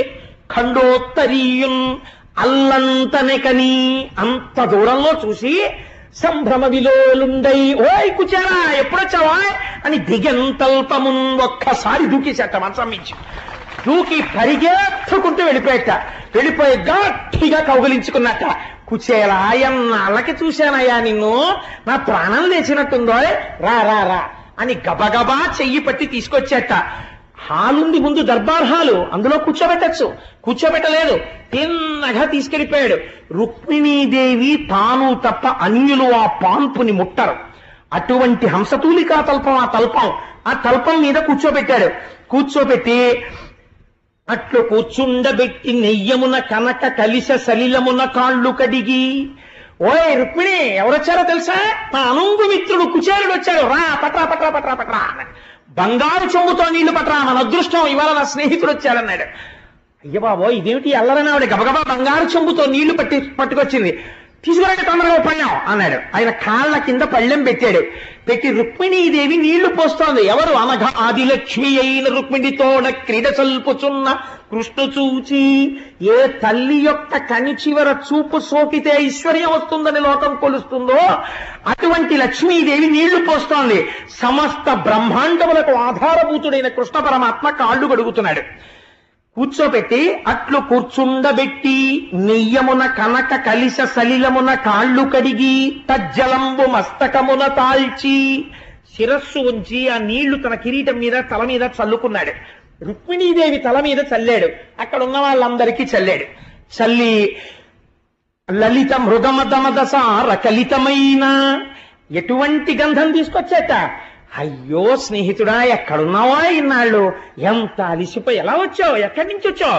అంత దూరం నుంచి వచ్చాను నిన్ను చూడ్డానికి. ఇంత దూరం వచ్చావా? అయ్యయ్యో కాళ్ళు ఎంత నిప్పుంటాయో, చెమట పట్టిందేమో, అదిగో చూసావా ఒళ్ళంతా ఎంత చెమటలు పట్టాయో అని గబగబా లలిత మృగమద ఘనసార కలితమైన మలయజంబు నొడల జొబ్బిల్ల నలది ఆ గంధం తీసుకొచ్చి తను లేచి ఆ పళ్ళెంలో ఉన్న గంధం చేతి నిండా రాసుకుని, ఏది ఆ ఉత్తరీయం తీసి ఆ లాల్చీ తీసేసాయి అని చెప్పి, అసలు బ్రాహ్మణుడు లాల్చీ వేసుకోడు కదా, ఉత్తరీయం ఒకటే ఉంటుంది, ఆ ఉత్తరీయం కూడా తీసేసి ఆయన ఒంటి నిండా గంధం రాసేట. ఆయన ఒంటి నిండా గంధం రాసి తంబు విసరి ఒక విసినికర్ర పట్టుకుని, ఏమిటా చెమట్లు కుచేలా ఎంత కష్టపడొచ్చావో అని విసినికర్ర పెట్టి కృష్ణ పరమాత్మ నిలబడి విసురుతున్నారట. విసిరి రుక్మిణీదేవిని పిలిచి, ఎవరనుకుంటున్నావు? నా బాల్య సఖుడు, ఇద్దరం కలిసి చదువుకున్నాం, రా విసురు అన్నట్టు. ఆవిడ లక్ష్మి, శ్రీ మహాలక్ష్మి. కృష్ణ పరమాత్మ చేసిన హడావిడికి తెల్లబోయి తామర పువ్వులతో చేసిన విసినికర్ర పట్టుకుని కుచేలుడికి విసురుతోంది లక్ష్మీదేవి. విసురుతుంటే గాలి ఒంటికి తగిలి ఆయన సేద తీరేట్టే. దీపాలు తీసుకురండి, నా మిత్రుడు వచ్చాడు, ఎంత కష్టపడొచ్చాడో, ఎంతమంది దృష్టి దోషం పడిందో, కృష్ణ సఖుణ్ణి అని చెప్పుకుని వస్తుంటే, కృష్ణుడి స్నేహితుడా, ఇద్దరు కలిసి చదువుకున్నారా అని ఎంతమంది దృష్టి దోషం పడిందో, దృష్టి తీసేయద్దు అని బంధు రామోదకలిత ధూపంబులొసగి మించుమణి దీపములని వాళించి మరియు, నువ్వు వస్తున్నప్పుడు నడిచి వచ్చావో, ఎటువంటి దుమ్ము పీల్చావో రథాలు వెళ్ళిపోతుంటే, నాకు తెలియదు కుచేలా, లేకపోతే రథం పంపిద్దును కదా, నడిచి వచ్చావా అని మంచి ధూపాన్ని ఆయనకి చూపించాట. మణులతో చేయబడినటువంటి దీపములతో ఆయనకి నీరాజనమిచ్చి ఎంతో సంతోషంగా దగ్గర కూర్చుని, ఆ కూర్చోవడంలో కూడా పరమ ఆప్యాయంగా ఆయన చెయ్యి తీసి తన చేతిలో పెట్టుకుని, ఆ చేతి మీద రెండు చేతులు, ఒక చేతిలో ఆయన చెయ్యి పెట్టుకుని మీద చెయ్యి వేసి పరమ సంతోషంతో ఆ స్నేహితుడి వంక చూసి, బాగున్నావా కుచేలా, అందరూ సంతోషమా, ఎన్నాళ్ళయిందో మనం కలిసి అని ఇలా ప్రవర్తిస్తుంటే, ఆయన అలా ప్రవర్తించడం ఇతపూర్వం ఎవరు చూడలేదు. అందుకని అక్కడున్న వాళ్ళందరూ అనుకుంటున్నారట, గుంపులుగా నిలబడి, ఎట్టి తపంబు చేసెనకో ఈ ధరణీ దివిజేశ్వరుండు పుల్పామున యోగి విస్ఫుట దుపాస్యకుడై తనరారు జగత్స్వామి నిజతల్పమునన్ వసించియున్నవాడు ఈ మహనీయమూర్తికెనయే మునిపుంగవులెంతవారలు. ఏం ఆశ్చర్యం! ఇత పూర్వం మనం నారదుడు వచ్చినప్పుడు చూసాం, వశిష్ఠుడు వచ్చినప్పుడు చూసాం, దేవతలు వచ్చినప్పుడు చూసాం. వచ్చారా కూర్చోమ్మననేవాడు, హాల్లోకి తాను వచ్చేవాడు, కూర్చోపెట్టి మాట్లాడేవాడు. అంతేకాని ఇంత పొంగిపోవడం, ఇంత సంతోషపడిపోవడం ఎప్పుడూ చూడలేదు. ఏం ఆశ్చర్యం! చూస్తే దరిద్రుల్లా ఉన్నాడా? ఎట్టి తపంబు చేసెనుకో, ఏమి తపస్సు చేశాడో ఈ ధరణీది విజేశ్వరుండు ఈ బ్రాహ్మణుడు. యోగి విస్ఫుటదుపాస్యకుడై తనరారు జగత్స్వామి. మహాయోగులైనటువంటి వారు హిమాలయాల్లో కూర్చుని తపస్సు చేస్తే తప్ప దొరకనటువంటి పరమాత్మ ఇవాల్టి రోజున నిజతల్పమునందసించియున్నవాడు. దాని మీద రుక్మిణీకృష్ణులు తప్ప అన్యులు కూర్చోవడం మనం ఇప్పటిదాకా చూడలేదు. దాని మీద కూర్చోవడమా, రుక్మిణీదేవి నీళ్లు పోయడమా, కృష్ణుడు కాళ్ళు కడగడమా, ఆ నీళ్లు రుక్మిణీదేవికి చల్లడమా, రుక్మిణీదేవిని తామర పువ్వుల విసిరికర్రతో విసరమనడమా? కృష్ణ పరమాత్మ ఇంత పొంగిపోయి ఆయన చేతులు తన చేతులతో పట్టుకుని పరవశించిపోతూ రా భోజనం చేద్దాం అని తీసుకెళ్లి ఆయనతో కలిసి భోజనం చేయడమా, ఆయనతో పలహారం చేయడమా, పరవశించిపోవడమా, ఇంకొంచెం వేయి ఇంకొంచెం వేయి అండమా? ఎవరయ్యా అసలిన ఈ మహనీయమూర్తికనయే మునిపొంగవులెంత వారలు? ఇలాంటి వాడితో సమానమైన మునిపొంగవులై ఆయనతో సమానంగా గౌరవింపబడిన వాడిని ఇప్పటి వరకు మనం చూడలేదు కృష్ణ మందిరంలో. ఎవరి ఆప్తుడు కృష్ణుడి దగ్గర ఇంత మర్యాదకి ఇంత ప్రేమకి నోచుకున్న మహాత్ముడు అని వాళ్ళు ఆశ్చర్యపోతున్నారట. ఎంత ప్రేమో చూడండి. దగ్గర కూర్చున్నాడు. బ్రహ్మణోత్తమ వేదపాతల లబ్ధ దక్షత గల వంశము వలన జన్మించిన చారు వంశమునందు జన్మించిన సుశీల భవద్భార్య అనువర్తియగునే. ఓ బ్రాహ్మణోత్తమ, వేదపాఠన దక్షత గల చారు వంశము వలన జన్మించిన సుశీల నీదు భార్య వర్తనముల భవత్ సదృశయగునే. స్నేహితుణ్ణి ఎటువంటి మాట అడగారో ఆ మాట అడిగాడు. ఏమయ్యా, నేను అప్పుడు విన్నాను, నువ్వు వివాహం చేసుకున్నటువంటి స్త్రీ చాలా కాలం వేదాన్ని నమ్ముకుని వేదపాఠం చెప్పుకున్నటువంటి బ్రాహ్మణుల యొక్క కుటుంబంలో జన్మించిన పిల్ల అని నేను విన్నాను. కాబట్టి అటువంటి కుటుంబంలో పుట్టిన పిల్ల భర్తని అనుసరించి ఉండేటటువంటిదై ఉంటుంది కదా. ఆ సుశీల నిన్ను సర్వకాలముల యందు అనుసరించేదై ఉన్నదా? సుశీల అంటే మంచి శీలము కలిగినటువంటిది. ఎంత గొప్ప పేరండి ఆ సుశీల అన్న పేరు. నిజంగా 3 అక్షరాలు ఆడవాళ్ళు పెట్టుకోదగ్గ పేరది. కాబట్టి ఆ సుశీల, సుశీల అంటే పేరుని కాదు, మంచి శీలము కలిగినది నిన్ను అనువర్తించి ఉన్నదా?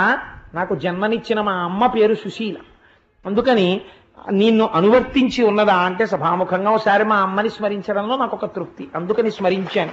అందుచేత నిన్ను అనువర్తించి ఉండేదేదా? నాకు చూడా నీకు ధన పుత్ర గృహ క్షేత్ర దారాదులందు నీ మనస్సు చెందకుండుటతో చూయుతున్నయది. కుచేలా నువ్వేమిటే ఇలా ఉన్నావు, బట్టలు అవిని ఏం డబ్బులు లేవా అనలేదండి. ఎంత గొప్ప మాట అన్నాడో చూడండి. ఆయన అన్నాడు, కుచేలా నిన్ను చూస్తుంటే నీ మనస్సు భార్య యందు బిడ్డల యందు లోకమునందు గృహమునందు స్థలాలయందు ఐశ్వర్యమునందు భ్రాంతి లేకుండా కేవలము సంసారములో ఉండాలి కాబట్టి మాత్రమే ఉండి విహిత కర్మాచరణముగా భార్య బిడ్డల్ని చూడాలి కాబట్టి చూస్తూ సంతతము బ్రహ్మమునందు రమిస్తున్నవాడిలా నాకు కనపడుతున్నావు. ఎంత గొప్ప మాట అడిగాడు. ఇది కృష్ణుడు గుర్తుపట్టింది. కాబట్టి నేను సైతము లోక సంగ్రహణార్థంబు కర్మాచరణంబు చేయుపగిది కొందరు కమమోహితులు కాక యుక్త కర్మంబులాచరించి ప్రకృతి సంబంధములు భాసి భవ్య నిష్ట పొంది యుందురు కొందరు తములు భువిని. కొందరు మహాత్ములుంటారు, వాళ్ళు చెయ్యాలి కాబట్టి సంసారంలో ఉండి భార్యా బిడ్డల్ని పోషించినట్టు ఉంటారు. కానీ వారు ఆంతరమునందు మాత్రం ఎప్పుడూ ఈశ్వరుడితోడిదే సంబంధం. పొంగిపోతూ ఆ భవ్యనిష్ట, ఆ భగవంతుడి గురించిన నిష్టలో పరవశించిపోతున్న హృదయంతో నిరంతరము లోక కళ్యాణమును అపేక్షిస్తూ తిరుగుతూ ఉంటారు. నిన్ను చూస్తుంటే నాకు అటువంటి వాళ్ళు కనిపిస్తున్నారు. నేను కూడా లోకము కోసమే కర్మ చేస్తాను అంటే నేను పరమాత్మని అని చెప్పకనే చెప్పాడు ఆయన. అందుకని లోక సంగ్రహణార్థంబు కర్మాచరణంబు చేయుపగిది, నేను చేసినట్టే నువ్వు కూడా అలా చేస్తున్నట్లుగా నాకు కనపడుతోంది, అవునా అని అడిగి కుచేలా భోజనం చేయి అని భోజనం చేసిన తర్వాత ఇద్దరూ వచ్చి మళ్ళీ రుక్మిణీదేవి పడుకునేటటువంటి తల్పం మీద కూర్చుని కాసేపు పడుకుంటే పడుకోవడం ఇష్టం లేని వాళ్ళ కర్పూర తాంబూలం తానే బిగించి తీసుకొచ్చి వేసుకో కుచేలా అని ఓ తాంబూలం ఆయనకిచ్చి ఓ తాంబూలం ఈయన వేసుకుని ఆ రోజున ఎక్కడికి వెళ్ళలేదు ఇంకా కూర్చుని చెప్పు ఎలా ఉన్నావు ఏమిటి ఏమాయ్ అలా అంటే జ్ఞాపకం వచ్చింది మన ఇద్దరం చదువుకునే రోజుల్లో ఎంత సంతోషంగా ఉండేదో మనం పిల్లలుగా ఉన్నప్పుడు నిజంగా ఆ తలుచుకోవడంలో ఉన్న ఆనందం అండి. మన ఇద్దరం ఒక గురుకులంలో తిరిగాం కదా, ఒక గురువు సాందీపని మహర్షి దగ్గర విద్యాభ్యాసం చేశాం కదా.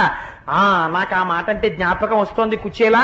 మన గురువు ఎంతటి వాడు, తివిరి యజ్ఞాన తిమిర ప్రదీపమగుచు. ఒక గురువుని తలుచుకున్నప్పుడు ఎంత గొప్పగా తలుచుకోవాలో, ఎంత మర్యాదతో ప్రవర్తించాలో కృష్ణ పరమాత్మ చూపిస్తారు మనకి. అందుకని తివిరి యజ్ఞాన తిమిర ప్రదీపమగుచు అవ్యయంబగు బ్రహ్మంబుననుభవించి భూరి వాత్సల్య వృత్తి తత్కృపను చేసి. ఆ మహానుభావుడు భూసరు శ్రేష్ఠుడలగొండు భువనుతుండు బుధనుతుండు. ఆయన తివిరి యజ్ఞాన తిమిర ప్రదీపమగుచు. ఆ సాందీపని మహర్షి నోరు విప్పి మాట్లాడితే చాలు అజ్ఞానమన్న చీకటి విడిపోయేది.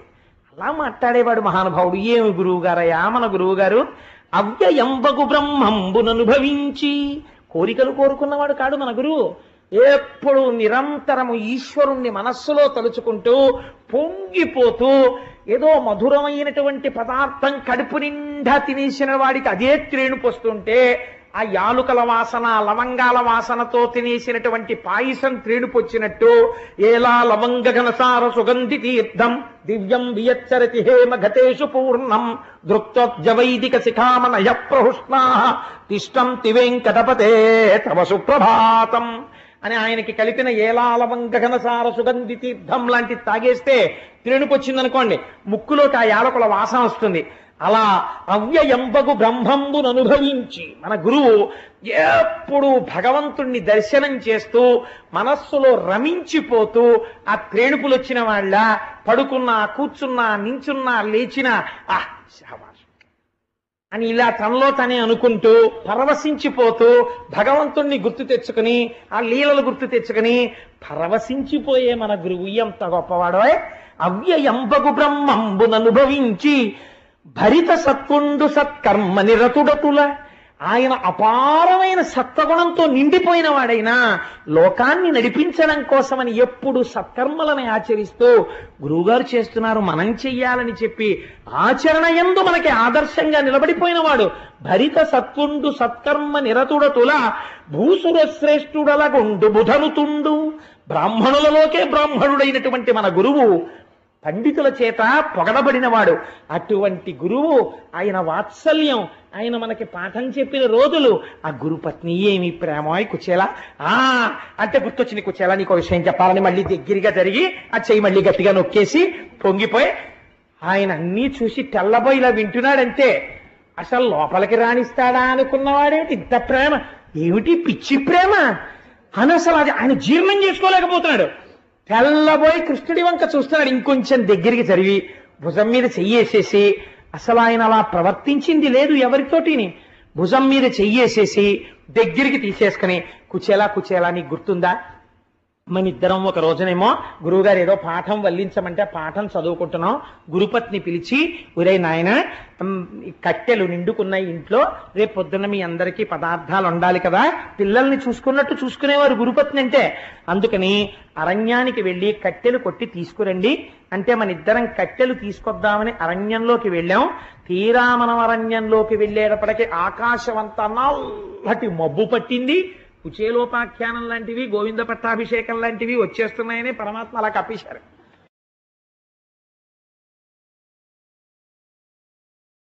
కాబట్టి ఆ నల్లటి మబ్బు పట్టి చీకటిగా అయిపోయింది. బ్రహ్మాండమైన వర్షం, ఏనుగు తొండము ఎంతలా ఉంటుందో అంతటి ధార పడిపోయింది. పల్లం లేదు, మిట్టా లేదు, ఏమీ తెలియకుండా జలంతో నిండిపోయింది అరణ్యం. మనకి దారి తెలియలేదు. ఆ కటిక చీకటిలో దారి తప్పిపోయి ఎటో వెళ్ళిపోయాం మనం. తెల్లవారిపోయింది, ఈలోగాను వర్షం తగ్గిపోయింది. మనం ఎక్కడున్నామా అని మనం వెతుక్కుంటున్నాం.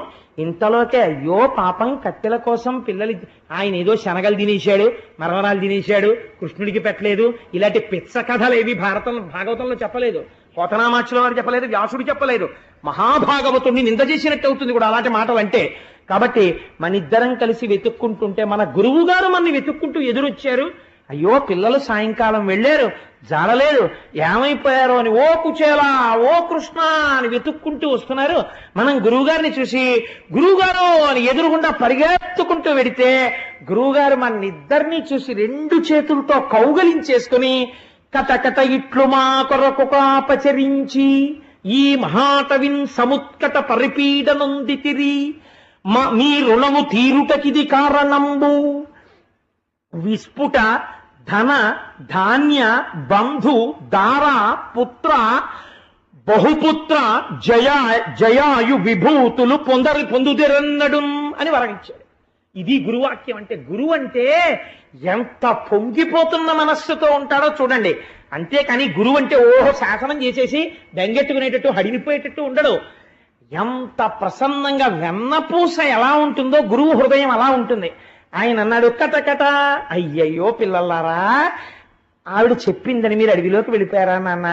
సముత్కట పరిపీడనుందితిరి, రాత్రంతా అడవిలో ఉండిపోయారా ఈ చీకట్లో?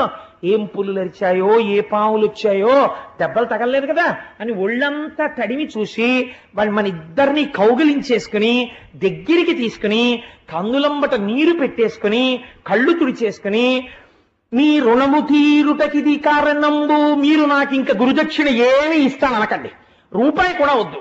ఎందుకంటే వెళ్ళిపోయే ముందు అడుగుతారు, మాట వరసకు అడుగుతారు, గురువు గారు మీకు ఏమన్నా దక్షిణ ఇవ్వమా అంటారు. ఏం అక్కర్లేదురా, మీరు నేర్చుకున్నది చాలంటాడు గురువు. ఆ మాట కూడా మీరు అనకండి. ఎందుకో తెలుసా? మీరు నాకు దక్షిణ ఇచ్చేశారు. ఎందుకు ఇచ్చేశారో తెలుసా? నా మాట కోసం రాత్రంతా అడవిలో ఉండిపోయారా నాన్న మీరు? అందుకని మీ రుణము తీరుటకిది కారణంబు విస్ఫుట, మీరు నా కోసం గురువు గారి మాట కోసం ఒక రాత్రంతా కట్టెల కోసం ఇంత కష్టపడ్డారు కాబట్టి మీకు అపారమైనటువంటి ధనము ధాన్యము బంధువులు భార్యలు పుత్రులు అనేక రకములైన విభూతులతో మీరు శోభించగరుగాక అని ఆశీర్వచనం చేశాడు. ఏ ఉదారుడయ్యా మన గురువు కుచేలా. అటువంటి గురువు ఆయన దగ్గర చదువుకుని కదా మనం ఈ స్థితికి వచ్చాం. ఏం అదృష్టమో కుచేలా అని దగ్గరికి తీసుకుని ఏమడిగాడయ్యా మన్ని? ఎప్పుడైనా మన్ని నాకేం తెస్తారా మీరు రాజధానికి వెడితే అని మన అడిగాడా? మనం ఇంటికి వెడుతున్నప్పుడు నాకేం తెచ్చారా అని అడిగాడా? అయ్యో మీరు 4 రోజులు కనపడకపోతే నాకు బెంగగా అనిపించింది రా రండి అని భార్యని పిలిచి ఉషే కుచేలుడు కృష్ణుడు వచ్చారు, ఆ కృష్ణుడికి వెన్నముద్దేశ పెట్టి అన్నాం అన్నాడు తప్ప నాకేం తెచ్చావురా అని అడగలేదురా. ఎప్పుడు అడగడం తెలియని వాడు రా మన గురువు, మనకి పెట్టినవాడు. కుచేలా ఆ గురువు గారిని తలుచుకుంటే ఎంత సంతోషంగా ఉంటుందో అని. కుచేలా అలా అంటే నాకు ఒక గొప్ప విషయం గుర్తొచ్చింది. అలా ఎవరి దగ్గరకైనా విడితే ఏమైనా పట్టుకెళ్లాలంటుండేవారు కదా మన గురువు గారు. నువ్వేమి ఇవ్వమే, ఇంత ప్రేమగా నా దగ్గరికి వచ్చిన వాడివి నాకు ఏదో తెచ్చే ఉంటావు, నువ్వు ఏమీ తేకుండా ఎందుకు వస్తావు, ఏదో తెచ్చటం, ఏం తెచ్చావో చెప్పవాయ్ అని గబగబా తడివేస్తున్నాడు. సిగ్గుపడిపోయాడు కుచేలుడు. ఏమనిస్తాడు? లక్ష్మీనాథుడు ఆయన, అంతటి ఐశ్వర్యవంతుడు ఆయన. ఆయనకి తానేమిస్తాడు? చిరిగిపోయినటువంటి ఉత్తరీయానికి వెనకనున్నటువంటి ముక్కలో ఇన్ని అటుకులు మూట కట్టున్నాయి. ఆ మూట కట్టి ఉన్నటువంటి అటుకుల వంక చూసి కృష్ణుడు అన్నాడు, తెలుసు తెచ్చాడు అటుకులని. దళమైన పుష్పమైనను ఫలమైనను సలిలమైన బాయని భక్తిన్ పొలిచిన జనులర్పించిన ఎలమిన్ రుచిరాన్నముగ నేను భుజింతున్ అన్నాడు. కుచేలా చాలా ఐశ్వర్యవంతుడని నాకు చాలా మంది కానుకలు పట్టుకొచ్చి ఇస్తుంటారు. నీకు ఇంకోటి తెలుసా? ఈ మధ్య నేను గురువునయ్యాను, నన్ను జగద్గురువు అంటుంటారు. జగద్గురు అని నన్ను చాలా మంది నమస్కారాలు చేస్తారు, చాలా మంది పట్టుకొచ్చి ఏవేవో ఇస్తుంటారు. అవన్నీ నేను తింటాను అనుకున్నావా? నేనేం నోట్లో వేసుకోను. ఎందుకు వేసుకోనో తెలుసా? నాకు ఒక రహస్యం తెలుసు. వాళ్ళందరూ నా యందు ప్రీతితో నేనే తినాలని తెచ్చినవి కావు, నాకున్నాయన్న ఆడంబరానికి తెచ్చిచ్చిన వాళ్ళు ఉన్నారు. నేను ముట్టుకోను. నేను ముట్టుకునే ఏమి ముట్టుకుంటానో తెలుసా? దళమైన పుష్పమైనను, ఒక ఆకు, ఒక పువ్వు, ఒక పండు, సలిలమైనను ఇన్ని నీళ్లు భక్తితో పట్టుకొచ్చి ఎవరైనా ఇస్తే ఇలమిన్ రుచిరాన్నముగా నేను భుజింతున్, పాయసాన్నం తిన్నట్టు తింటాను అవి కుచేలా. నేను భక్తితో తెచ్చిన దానికి అంత పెద్ద పెట్టేస్తాను. అంతేకాని ఆడంబరానికి తెచ్చిన వాటిని తీసి పక్కన పెట్టేస్తాను, దాని వంక కూడా చూడను. వాళ్ళకి తెలియదు, నేను తెచ్చానని తెస్తూ ఉంటారు అని ఎంత చిత్రమైన మాట అన్నాడో చూడండి. కుచేల, నేను ఈ విషయంలో నీకు ఒక మాట చెప్పాలనుకుంటున్నాను. అసలు యజ్ఞం చేసిన వాళ్ళకన్నా, యాగం చేసిన వాళ్ళకన్నా, పెద్ద పెద్ద పూజలు చేసిన వాళ్ళకన్నా నాకు ఎవరంటే ఇష్టమో తెలుసా? గురువు గారి మాటకి కట్టుబడిపోయే వాళ్ళంటే నాకు ఇష్టం. నేను అలాంటి వాళ్ళని చాలా ఇష్టపడతాను. కుచేలా, మనకి కుచేలుణ్ణి అడ్డు పెట్టి లోకానికి బోధ చేశాడు స్వామి. చేసి ఒక మాట అన్నాడు, నువ్వు నాకేదో కానుక తెచ్చుంటావో, ఇంత ప్రీతిగా ఇంత దూరం వచ్చిన వాడివి, కృష్ణుడు కృష్ణుడు కృష్ణుడని వచ్చి నాకేమీ తాకుండా ఉంటావా? కాబట్టి తెచ్చే ఉంటావు, ఇవ్వట్లేదు నాకు. నువ్వు ఇవ్వకపోతే నేను పుచ్చుకోనేటి? నువ్వు స్నేహితుడివి, నీ దగ్గర నాకు చొరవలేదా? నేనే పుచ్చేసుకుంటానని తడిమాడు. తడిమితే ఇక్కడ చిన్న మూట తగిలింది. తెచ్చావు, తేనట్టుగా చెప్తామే అని దాన్ని ఇలా లాగాడు. లేకపోతే అదో ఇంత మూట. ఆ మూట జాగ్రత్తగా విప్పాడు, కొంచెం గట్టిగా విప్పితే చిరిగిపోయి కింద పడిపోతాయి అటుకులన్నీ. పాపం ఆయన కట్టుకున్న వస్త్రం అటువంటిది. ఆ మూట విప్పి దోసిట్లోకి తీసుకున్నాడు. తీసుకుంటే ఇన్ని అటుకులు వచ్చాయి. ఇలా ఎడం చేతిలో పోసుకుని, చిత్రం ఏమిటో తెలుసా అండి, ఆ వస్త్రంలో అటుకులు ఉండగానే వస్త్రంతో పాటు ఎడం చేత్తో పట్టుకున్నాడు. కుచేలుడి వస్త్రంలో ఉన్న అటుకుల్ని కుచేలుడి చేతి దగ్గరే, మోచేతి దగ్గర ఇలా పట్టుకుని, అబ్బబ్బబ్బా నా కోసం అటుకులు తెచ్చావా? ఎంత ఇష్టమో అటుకులంటే నాకు. ఇవాళ అటుకులేలా ఉంది ప్రసాదం, బహుశా అటుకులు నాకు ఎంత ఇష్టమో తెలుసా కుచేలా? ఇది మనసరిగిన స్నేహితుడంటే. మరి చెప్పమే బడాయి దాచేసి అని మురహరుడు పిటికెట తొక్కుల కర్రమొప్పగ నారగించి కౌతూహలియై మరి ఒక పిడికెడు కొనత కర్రమప్పుడు పట్టె కమల కర్ర కమలమునన్.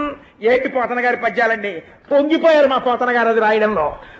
ఇలా ఆ బట్టలో ఉన్నటువంటి అటుకులు ఓ గుప్పెడు తీసుకుని, కుచేలా నువ్విచ్చిన ఈ అటుకులతో 14 బ్రహ్మాండములు తృప్తి పడిపోతున్నాయి, అంతటా ఆయనేగా ఉన్నాడు అని నోట్లో పోసుకున్నట్టు. ఇలాగా పోసుకునేటప్పటికి 14 భువన భాండములలో ఉన్న సమస్త జీవరాశులు బ్రేవ్ మంత్రించి తేంచి ఇంకా ప్రీతి ఆగక ఇంకొక పిడికెడు తీసి మళ్ళీ పోసుకుంటున్నాడు. ఆయన చూసింది రుక్మిణీదేవి. గభాల వచ్చి తత్కరమప్పుడు పట్టె కమల కర్ర కమలమునన్. ఆ కమలమ్మ గారు వచ్చి ఠక్కన పట్టుకుని చెయ్య పట్టుకుని, నారాయణ చాలు మీరు తిన్నది, ఇక తినకండి. అది ఎందుకు తినద్దానాలి? ఒక్క గుప్పెడు మీరు తింటే ఇహలోకమునందు 10 తరాలు తినడానికి కావలసిన ఐశ్వర్యము, భక్తి, జ్ఞానము, మోక్షము అన్నీ ఇచ్చేశారు కుచేలుడికి. ఇంకొక పిడికెడు మీరు నోట్లో పోసుకుంటే నన్ను మిమ్మల్ని కూడా దాసుల కింద ఇచ్చేస్తారు కుచేలుడికి.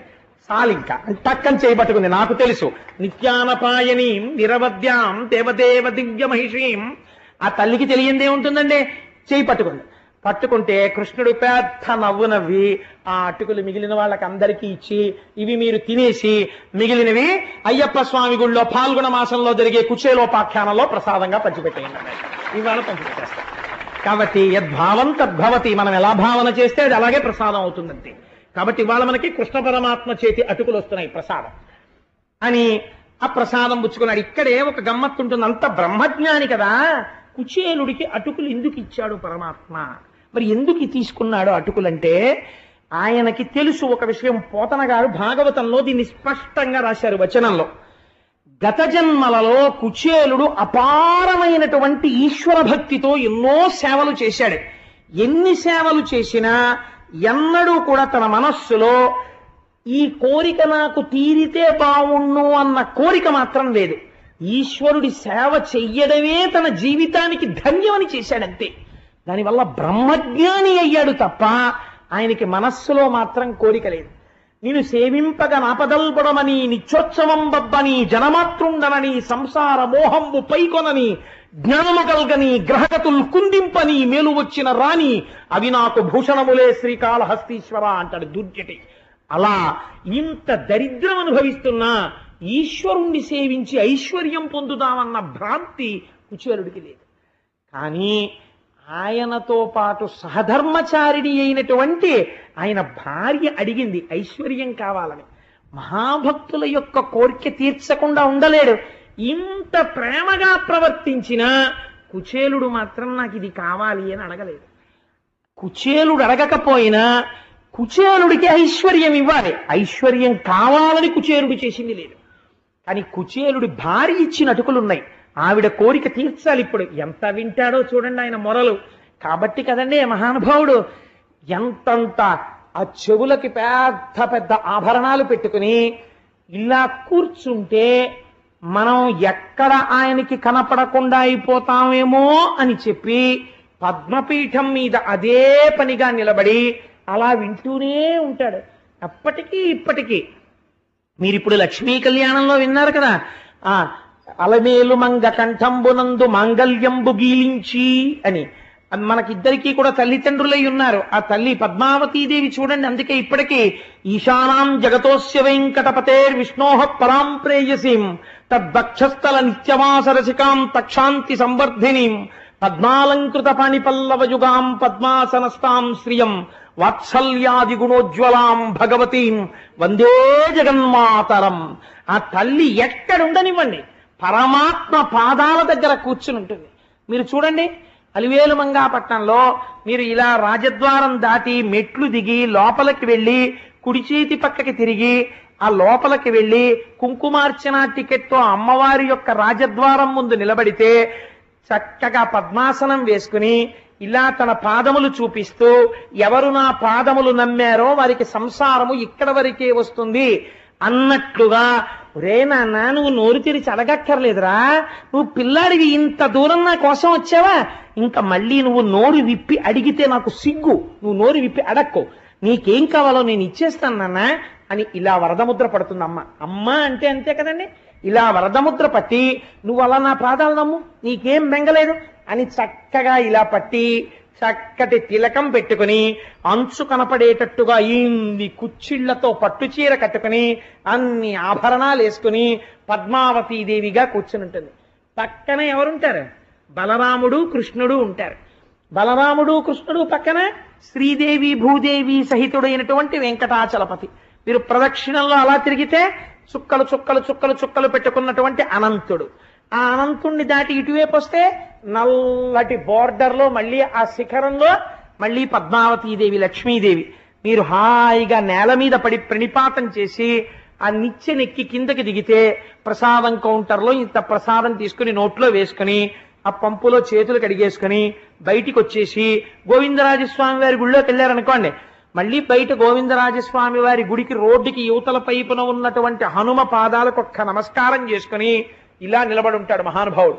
ఈ రెండు చేతుల మధ్యలో గీత కూడా కనబడుతుంది స్పష్టంగా, తెల్లటి గీత గీసి చుక్కలు పెట్టుంటాయి. ఇలా చూస్తూ ఉంటాడు గోవిందరాజస్వామి వారి వంక. ఆ క్షేత్రపాలకుడైనటువంటి హనుమకు నమస్కరించి మీరు లోపలికి వెళ్ళండి. పుండరీకవల్లి అన్న పేరుతో ఉంటుంది మళ్ళీ లక్ష్మీదేవి. చిత్రం ఏమిటో తెలుసా అండి, ఆవిడ మాంగళ్యాన్ని దర్శనం చేస్తే భర్తకొచ్చేటటువంటి ప్రమాదం గట్టెక్కేస్తుంది. అందుకే ఆవిడ మంగళసూత్రాలు బయటికి వేసు కూర్చుంటుంది పుండరీకవల్లి. నాతో వచ్చిన వాళ్ళకి నేను చెప్తుంటాను, అమ్మవారి మాంగళ్యం దర్శనం చెయ్యండి అని. ఇంతంత మంగళసూత్రాలు పెద్ద పెద్దవి కనపడుతుంటాయి, అలా కూర్చుని ఉంటుంది. మీరు ఇలా లోపలికి వెళ్ళి గోవిందరాజస్వామి వారి గుళ్ళో పెడుతుంటే చక్కటి ఏసీ పెడస్టల్ ఫ్యాన్స్ మించి తగులుతూ ఉంటుంది. ఆ లోపలికి వెడితే స్వామి ఇలా విరాజమానుడై చక్కగా ఇలా తల కింద చేయి పెట్టుకుని పడుకుని ఉంటారు. ఆ పొట్ట మీద నుంచి ఇలా తులసిమాలలన్నీ వేసేసి ఉంటాయి. మళ్ళీ పాదాల దగ్గర ఎవరు? మళ్ళీ అమ్మవారే. ఆ పాదాల దగ్గర కూర్చుని పాదాలు వచ్చేస్తుంటుంది శ్రీదేవి భూదేవి. మధుకైటభులన్న రాక్షసులు, ఆ నాభికమలంలోంచి చతుర్ముఖ బ్రహ్మగారు. మళ్ళీ మీరు ఇలా దిగొచ్చారనుకోండి, మళ్ళీ ఎవరు? కృష్ణ పరమాత్మ చక్కగా నందక ఖడ్గం పెట్టుకుని ఆయన కూర్చుని ఉంటాడు. ఇలా దిగి మీరు వచ్చారనుకోండి, గొల్ల కంపు, గొల్ల బుట్ట, గొల్ల కొప్పు వేసుకుని ముందు మరకళిత్తు నోడాల తోల్వలియం నంద గోపాలం మరుమగళే నిప్పిన్నాయ్ కందం కమలం కళలి కడైத்திரவாய் வந்தெங்கும் தோழிகளை தனுகான் மாதவி பந்தல் மேல் பல்கால் கீழி அங்கன் குவினகான் பந்தார் விரலிவன் மைத்துனன் பேர்ப்பாடா చందామరైక్కయాల్ శీరాల్ వளைయొళిప్ప వంద తిరవాయ్ మగలిందు ఏవో రెంబావాయ్ అని 18వ పాశురంలో తిరుప్పావైలో అడుగుతుంటాం కదా. అటువంటి చేతులతో ఆ తల్లి గోదాదేవి అక్కడ నిలబడి ఉంటుంది.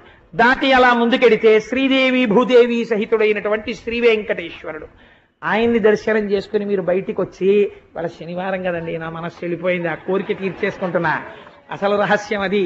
ఒక్కసారి కొండెక్కేస్తే అక్కడ హాయిగా క్షేత్రపాలక హనుమ ఆ బేడి ఆంజనేయ స్వామి వారు నిలబడి ఉంటారు. ఆయన పాదాలకు నమస్కారం చేసి దిగి ఆ కోనేటి దగ్గరున్న వ్యాసరాయ ప్రతిష్ఠిత హనుమకి నమస్కరించి ఆ పాతాళగా ఆ కోనేటిలో స్నానం చేసి శంకర భగవత్పాదుల పాదాలకి నమస్కరించి ఆ మెట్లెక్కి నలుగురు శిష్యులతో ఉన్న ఆదిశంకరాచార్యులు వారి దర్శనం చేసుకుని ఆదివరాహమూర్తి గుళ్ళోకెడితే ఇలా అడ్డంగా లక్ష్మీదేవి ఆదివరాహమూర్తి ఇలా పడుకుని వాళ్ళిద్దరినీ దర్శనం చేసుకుని నమస్కరించి శ్రీ వెంకటేశ్వరుడి గుడి రాజద్వారం దగ్గరకు వచ్చేటప్పటికి ఆ గొట్టంలోంచి వస్తున్నటువంటి నీళ్లలో కాళ్ళు కడిగేసుకుని అటు ఇటు ఉన్నటువంటి శంఖనిధి పద్మనిధి ఇద్దరిని దర్శనం చేసుకుని అది దాటి ముందుకొస్తే ఎడమ చేతి పక్క కృష్ణరాయల వారి వంశంలో స్వామిని సేవించుకున్న అచ్యుతరాయల వారి యొక్క మూర్తిని చూసి ఇంకొంచెం ముందుకెడితే ఎడం చేతి పక్కన రంగనాయకుల మంటపం, అక్కడే తులాభారం అనేటటువంటి పెద్ద త్రాసు,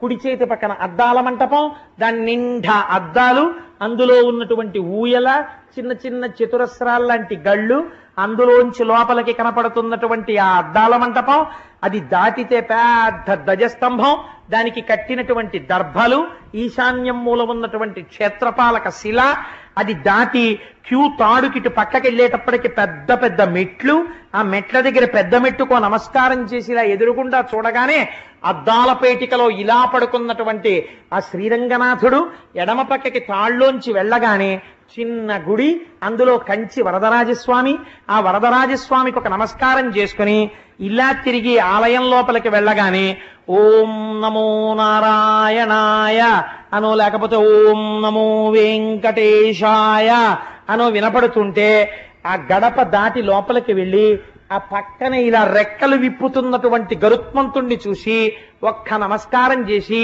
ద్వారపాలకులు ఇద్దరు ఇలా పెద్ద పెద్ద ఆ ప్రమిదలు పట్టుకుంటే అందులో జ్యోతులు వెలుగుతుంటే వాళ్ళిద్దరికీ నమస్కారం చేసి ఇటుపక్కకి తిరిగి ఆ చెక్క మీదకి ఎక్కేటప్పటికీ ఆ ఎదురుగుండా స్వామివారి పెద్ద కిరీటం, దాని మించి వ్రేలాడుతున్న తోమాల, స్వామివారి ఊర్ధ్వపుండ్రాలు, ఆయన నాసిక, చిన్ని నోరు, గడ్డం, దానికి అలదుకున్నటువంటి గంధం, చక్కటి చెక్కిళ్ళు, పెద్ద పెద్ద చెవులు, వాటికి పెట్టుకున్నటువంటి ఆ మకర కుండలాలు, ఆ తల మీద ఉన్నటువంటి కిరీటం, శంఖం, చక్రం, గద, పద్మం, ఇక్కడ ఇలా ఎడం చెయ్యేమో నడుం మీద పెట్టుకుని కుడి చెయ్యి ఇలా చూపిస్తుంటే ఆ చేతుల నిండా మరకత మాణిక్య వజ్ర వైఢూర్యములు పొదగబడి ఉంటే అందరికీ అభయం ములిచ్చు చేయి అని మహానుభావుడు తిరువేంకటాచలాధిపుడు తానయ్యుండి పరిపాలనము చేయు భరకుండితడు అంటాడు అన్నమాచార్యుల వారు. అటువంటి చెయ్యి, ఆ చెయ్యి మెరిసిపోతూ ఇలా చూపిస్తుంటే బలిష్టమైన తొడలు కొద్దిగా ఇలా పక్కకి వంగి చక్కటి పట్టు పంచ, ఇంత అంచు, నందక ఖడ్గం, ఆ వ్రేలాడుతున్నటువంటి సాలగ్రామ మాలలు, అమ్మవార్లకి అలంకారం చేయబడి వక్షస్థలంలో శ్రీదేవి భూదేవి, ఆ క్రిందకి వస్తే మోకాళ్ళు, ఆ మోకాళ్ళకి పెట్టబడినటువంటి పెద్ద పెద్ద అలంకారాలు, ఆ పాదాలకి కనపడేటటువంటి మంజీరములు, పాదముల మీద ఉన్నటువంటి వెండి తొడుగులు, ఆ తొడుగుల మీద పూజ చేయబడినటువంటి తులసి, రెండు వైపుల నుంచి వచ్చేటటువంటి దీపాల కాంతి, పక్కన అరుగు, అరుగు మీద సీతారాములు, కృష్ణుడు, మానసికంగా లోపలికి వెళ్లి వెంకటేశ్వర స్వామి వారి పాదాల మీద శిరస్సు పెట్టేసి ఆ తులసి యొక్క వాసనని ఆఘ్రాణించి మత్తెక్కిపోయి స్వామి నీ అంబుజోదర దివ్య పాదారవింద చింతనామృత పాన విశేష మత్త చిత్త మేరీతి ఇతర విషయంబు చేరనేర్చు వినుత గుణశీల మాటలు వేయునేలా అంటూ ఆయన పాదాలు గట్టిగా పట్టుకుని నమస్కరించి ఆయన కాళ్ళొత్తి స్వామి అప్పటి నుంచి ఇలా నిలబడ్డావో మా అందరి కోసం అనుకుని ఆ స్వామి తన చేతులు గల్లుమంటుండగా కంకణాలతో ఒక లడ్డు ఇస్తే అది నోట్లో వేసుకుని వెనక్కి తిరిగి చూస్తూ చూస్తూ నడుస్తూ గోవిందా గోవిందా ఆయన వంక చూస్తూ అడుగులు వెనక్కి వేస్తూ వచ్చి రాజద్వారం దాటితే కుడి పక్కన ఘంటామంటపం, పెద్ద పెద్ద గంటలు దాటి ఇటు కుడి పక్కకి తిప్పితే వైకుంఠ ద్వారం, ఆ మెట్లెక్కి ఎడం పక్కకెడితే వకుళమాత తల్లి యశోద వకుళమాతగా ఉండి కన్నాల్లోంచి వంటశాల వంక చూస్తుంటే అమ్మవారికి వకుళమాతకి నమస్కరించి అమ్మా ఏం అదృష్టవంతురాలివమ్మా, కృష్ణుడిగా లాలించావు, ఈనాడు వెంకటేశ్వరుడిగా పోషిస్తున్నావు, ఎంత అదృష్టవంతురాలివమ్మా అని ఆ వకుళమాతకి నమస్కరించి అక్కడ నుంచి కొంచెం ముందుకొస్తే స్వామివారి తీర్థమిచ్చి పాదుకలు పెడితే ఆ పాదుకలు పుచ్చుకుని అక్కడి నుంచి దిగి కుడి చేతి పక్కకి చూస్తే అక్కడే స్వామివారి వంట చెయ్యడానికి ఉపయోగించేటటువంటి నీటితో కలిగి ఉన్నటువంటి భూదేవి బావి, కొంచెం ముందుకెడితే అన్నమాచార్య స్టాల్, ఉచిత భోజనం టిక్కెట్లు, అది పుచ్చుకుని ఇలా కుడి పక్కకి తిరిగితే ఆలయం వెనకాతల ఇచ్చట కర్పూరము వెలిగించరాదు అని ఇత్తడి పళ్ళెం మీద బోర్డు, బలిహరణం పెట్టేటటువంటి పీఠం, అక్కడ ముట్టుకోకుండా ఒక నమస్కారం చేస్తూ ముందుకు నడిచెళ్ళిపోతుంటే ఎడం పక్కన పరకామణి, లుంగీలు కట్టు కూర్చుని డబ్బులు లెక్కెట్టుకునేవాళ్ళు, వీడియో కెమెరాల్లోంచి చూస్తున్నటువంటి అధికారులు, ఆ చివరికి వెళ్ళేటప్పటికే అక్కడ స్వామివారికి గంధం తీసేటటువంటి ఒక పెద్ద మంటపం, నిలువుగా పెట్టబడిన గంధపు చెక్కలు, దాని మీద సాన పట్టేటటువంటి గంధపు చెక్కలు, అవి దాటి కొంచెం అరుగుమించి ఇలా వచ్చి మెట్ల మించి చూస్తే ఎదురుగుండా ఆ గోపురంలో విమాన వెంకటేశ్వరుడు, ఇటు గరుత్మంతుడు, అటు ఆంజనేయ స్వామి, ఒక నమస్కారం పెట్టుకుని మెట్లు దిగి ముందుకెడితే ఇటు పక్క అన్నమాచార్యుల వారి భాండాగారం, కింద తాళం వేసి ఉంటుంది గొళ్ళేనికి, అటు వెడితే రామానుజాచార్యుల వారు శ్రీవారి బొక్కసం అంటే స్వామివారి యొక్క ఆభరణాలు ఉండేటటువంటి గది, అది దాటిన తర్వాత భగవద్ రామానుజులు ఉండేటటువంటి గది, అక్కడికి వెళ్లి రామానుజులకు నమస్కరించి యోగ నరసింహస్వామి ఇలా కూర్చునుంటే ఆ నరసింహస్వామికో నమస్కరించి అక్కడి నుంచి ప్రదక్షిణం చేసి మెట్లు దిగిపోయి రంగనాథుడి దగ్గర సాష్టాంగం చేసి కొద్దిగా ఇటు వస్తే హుండీలో ఓ 1000 రూపాయల కట్టోటి పారేసి, మానసికమే కదండి, హుండీ చుట్టూ తిరిగి ఆ గోడ దగ్గర ఉండేటటువంటి లక్ష్మీదేవి పాదాలు పొడుగైన వాళ్ళకే అందుతాయి, ఇంతంత చేతులెత్తి ఇలా అమ్మవారి పాదాల మీద చేతులు పెట్టి లక్ష్మీదేవికి నమస్కరించి అమ్మా లక్ష్మీదేవికి జై అనుకుని తల్లికి నమస్కారం చెప్పుకుని అక్కడి నుంచి బయటికి వచ్చి మెట్లు దాటి ఎడం పక్కకి తిరిగితే ఫ్రీ లడ్డు డిస్ట్రిబ్యూషన్ లో అక్కడ ఉన్న గంగాళం మన అదృష్టాన్ని బట్టి లడ్డూయో దద్దోజనమో పులిహారో చక్రపొంగలో చిన్న ఆకుడొప్ప తీసుకుని ఇలా నిలబడితే 2 చేతులతో పెట్టేవాళ్ళు, ఇలా తోసేసేవాళ్ళు. అప్పుడు చక్కగా అందులో చక్ర పొంగలో దొరికితే అక్కడ ఉన్నటువంటి నూతి దగ్గర నించుని స్వామివారి శ్రీవారి వంటశాల పక్కన నిలబడి తెల్లవారకట్ట ఆ ప్రసాదం తినేసి ఆ పంపుల దగ్గర చేయి గడిగేసుకుని ఆ నీళ్లు తాగేసి అప్పటి వరకు స్వామివారు బయటికి వస్తే వెలిగించి తీసుకొచ్చేటటువంటి పెద్ద పెద్ద కాగడాలు ఆరిపోయినవి చిన్ని చిన్ని మంటలతో అక్కడ ఉంటే జిడ్డు మీద జారిపోకుండా వాటర్ జెట్స్ తో నీళ్లు కొడుతుంటే ఆ తడిసిపోయిన చోట పంచ పైకి పట్టుకుని ఎడం పక్కకొచ్చి స్వామివారి గడ్డానికి తగిలిన గుణపాన్ని పైన గోడకి తగిలించి ఉంటే చూసి మళ్ళీ ఓసారి వెనక్కి తిరిగి గోవిందా గోవిందా పునర్దర్శనం ఇమ్మని ఆ రాజద్వారం మెట్టు దాటి బయటికి వచ్చి ప్రసాదం తీసుకుని ఆ స్వర్ణ తేరు ఉండేటటువంటి ఆ పెద్ద గది దగ్గర నుంచి శిఖరం వంక చూసి మళ్ళీ ఎప్పుడు లోపలికి వస్తానో వెంకటేశ్వర వచ్చేస్తున్నావో వారం రోజుల్లో అని మనసులో అనుకుని పొంగిపోతే ఇది చాలదా చిత్తంలో తలుచుకున్నది. వెంకటాచలం వెళ్ళిన వాడు ఎంత ఫలితాన్ని పొందుతున్నాడో ఇలా దర్శించిన వాడు పొందుతున్నాడు కాదండి. మన స్వేచ్ఛగా స్వామివారి పాదాల దగ్గరికి వెళ్ళి తులసితో ముక్కెట్టి వాసన చూసొచ్చాం కాబట్టి ఇది పరమాత్మ చూస్తాడు, ఎక్కడున్నా చూడగలడు. దీనికి ఏమి నిదర్శనము? ఆ తల్లి పరమాత్మ ఉన్నాడు, మన కోరిక తీరుస్తాడని ఇన్ని అటుకులు ఇచ్చింది. ఆ అటుకులు అడ్డు పెట్టి కుచేలుని యొక్క భార్య కోరిక తీర్చడం కోసమని ఒక్క గుప్పెడు అటుకులు తిని ఐశ్వర్యం ఇవ్వాలనుకున్నాడు. కుచేలుడు అడగలేదు, కృష్ణుడు చెప్పలేదు. బ్రహ్మజ్ఞాని అసలు కుచేలుడు ఏమీ అడగలేదు నాకిమ్మని, కృష్ణుడు నేను ఇచ్చానని చెప్పలేదు. ఆ రాత్రి చక్కగా ఇద్దరూ కలిసి పలహారం చేసి మెత్తటి హంసతూలికా తల్పం మీద కుచేలుణ్ణి పడుకోపెట్టి ఆయన నిద్రపోయే వరకు కాళ్ళొత్తి కృష్ణ భగవానుడు ఏమై కుచేలా చెప్పవాయి మీ అబ్బాయి ఏం చేస్తుంటాడు నీ పోలికేనా అని ఆయనతో మాట్లాడితే ఏం విచిత్రం ఇవాళ బయటికి వెళ్ళలేదు. అలా ఆయనతో కబుర్లు వనల్లిపోతున్నారు. అయ్య బాబోయ్ ఇదేమిటో ఇంత ప్రీతి ఏమిటో ఇదెక్కడ స్నేహితుడో అని రుక్మిణీదేవి కూడా ముక్కు మీద వేలేసుకునేటట్టుగా సంతోషించి కళ్ళిలా పడిపోతుంటే ఆయన ఏదోట అని కుచేలుడంటే నీకు నిద్ర వస్తున్నట్టుందో కుచేలా పడుకో అని చెప్పి వచ్చి హంసతూలికా తల్పం మీద తాను నిద్రపోతే తెల్లవారుజామున లేచి కాలకృత్యాలు తీర్చుకుని సంధ్యావందనం చేసుకుని మళ్ళీ తనకున్న మాసుబట్టలే కట్టుకుని కృష్ణ నేను వెళ్ళొస్తానో అంటే అయ్యో నువ్వు స్నేహితుడివి, నువ్వు వెడుతున్నప్పుడు నేను మర్యాద అక్కడ వరకు వచ్చి దిగబెట్టాలని ఎక్కువ దూరం దిగబెట్టకూడదు, తక్కువ దూరం దిగబెట్టాలి. అందుకని కొద్దిగా గడప దాటి బయటికి వచ్చి దిగబెట్టి లోపలికి కృష్ణ పరమాత్మ వెడితే ఆ నడిచి వెళ్ళిపోతున్నటువంటి కుచేలుడు అనుకున్నట్ట ఏమి నా భాగ్యం, ఏ పరమాత్మ యొక్క దర్శనాన్ని కొన్ని కోట్ల మంది అడుగుతారో వాడితో కలిసి కూర్చున్నానా, వాడు నా చేతులు పట్టుకున్నాడా, ఓయ్ కుచేలా అని దగ్గరికి జరిగాడా, ఇలా నా ఒళ్ళు తడిమి అటుకులు తిన్నాడా? రుక్మిణీదేవిని తినమన్నాడా? వాళ్ళందరూ కళ్ళకద్దుకు తిన్నారా? నా కాళ్ళు కడిగాడా? ఏమి సౌజన్యం నా సఖుడిది, ఏమి ఆనందం! ఇంకింతకన్నా నాకు జీవితంలో ఏం భాగ్యం కావాలి అనుకున్నాక గుర్తొచ్చింది, మా ఆవిడ డబ్బుల కోసం పంపించింది కదా. అప్పుడు అనుకున్నాడు, అదేమిటి నేను అడగడం ఏమిటి, ఇన్ని అడిగిన వాడు నా బట్టలు చూసైనా ఇవ్వద్దు. ఇప్పుడు గుర్తొచ్చింది ఎందుకు ఇవ్వలేదు. శ్రీనిధి ఇట్లు నన్ను పచరించి ఘనంబుగ విత్తమేమియున్ ఈయక ఉండుటకు హేతువు జొతకంబయ్యే. ఎందుకు నాకు డబ్బివ్వకుండా నన్ను పంపించేశాడో నాకు ఆ కారణం ఇప్పుడు అర్థమైంది. ఎన్న దరిద్రుడు సంపదాంధుడై ఆనక తన్ను కానడని కాక శ్రితార్తిహరుండు. ఆయన సమస్త వస్తు పరిపూర్ణునిగా నన్ను చెయ్యకుండునే. ఇంత దరిద్రంలో ఉన్నాను కాబట్టి నాకెప్పుడు ఆ కృష్ణుడు గుర్తుంటున్నాడు. ఒకవేళ నాకు ఐశ్వర్యం ఇచ్చేస్తే ఆయన్ని మర్చిపోయి పాడైపోతానేమోనని దరిద్రమే ఉంచి ఆయన నా మనస్సులో ఉండేటట్టుగా నాకు వరం ఇచ్చాడనమాట.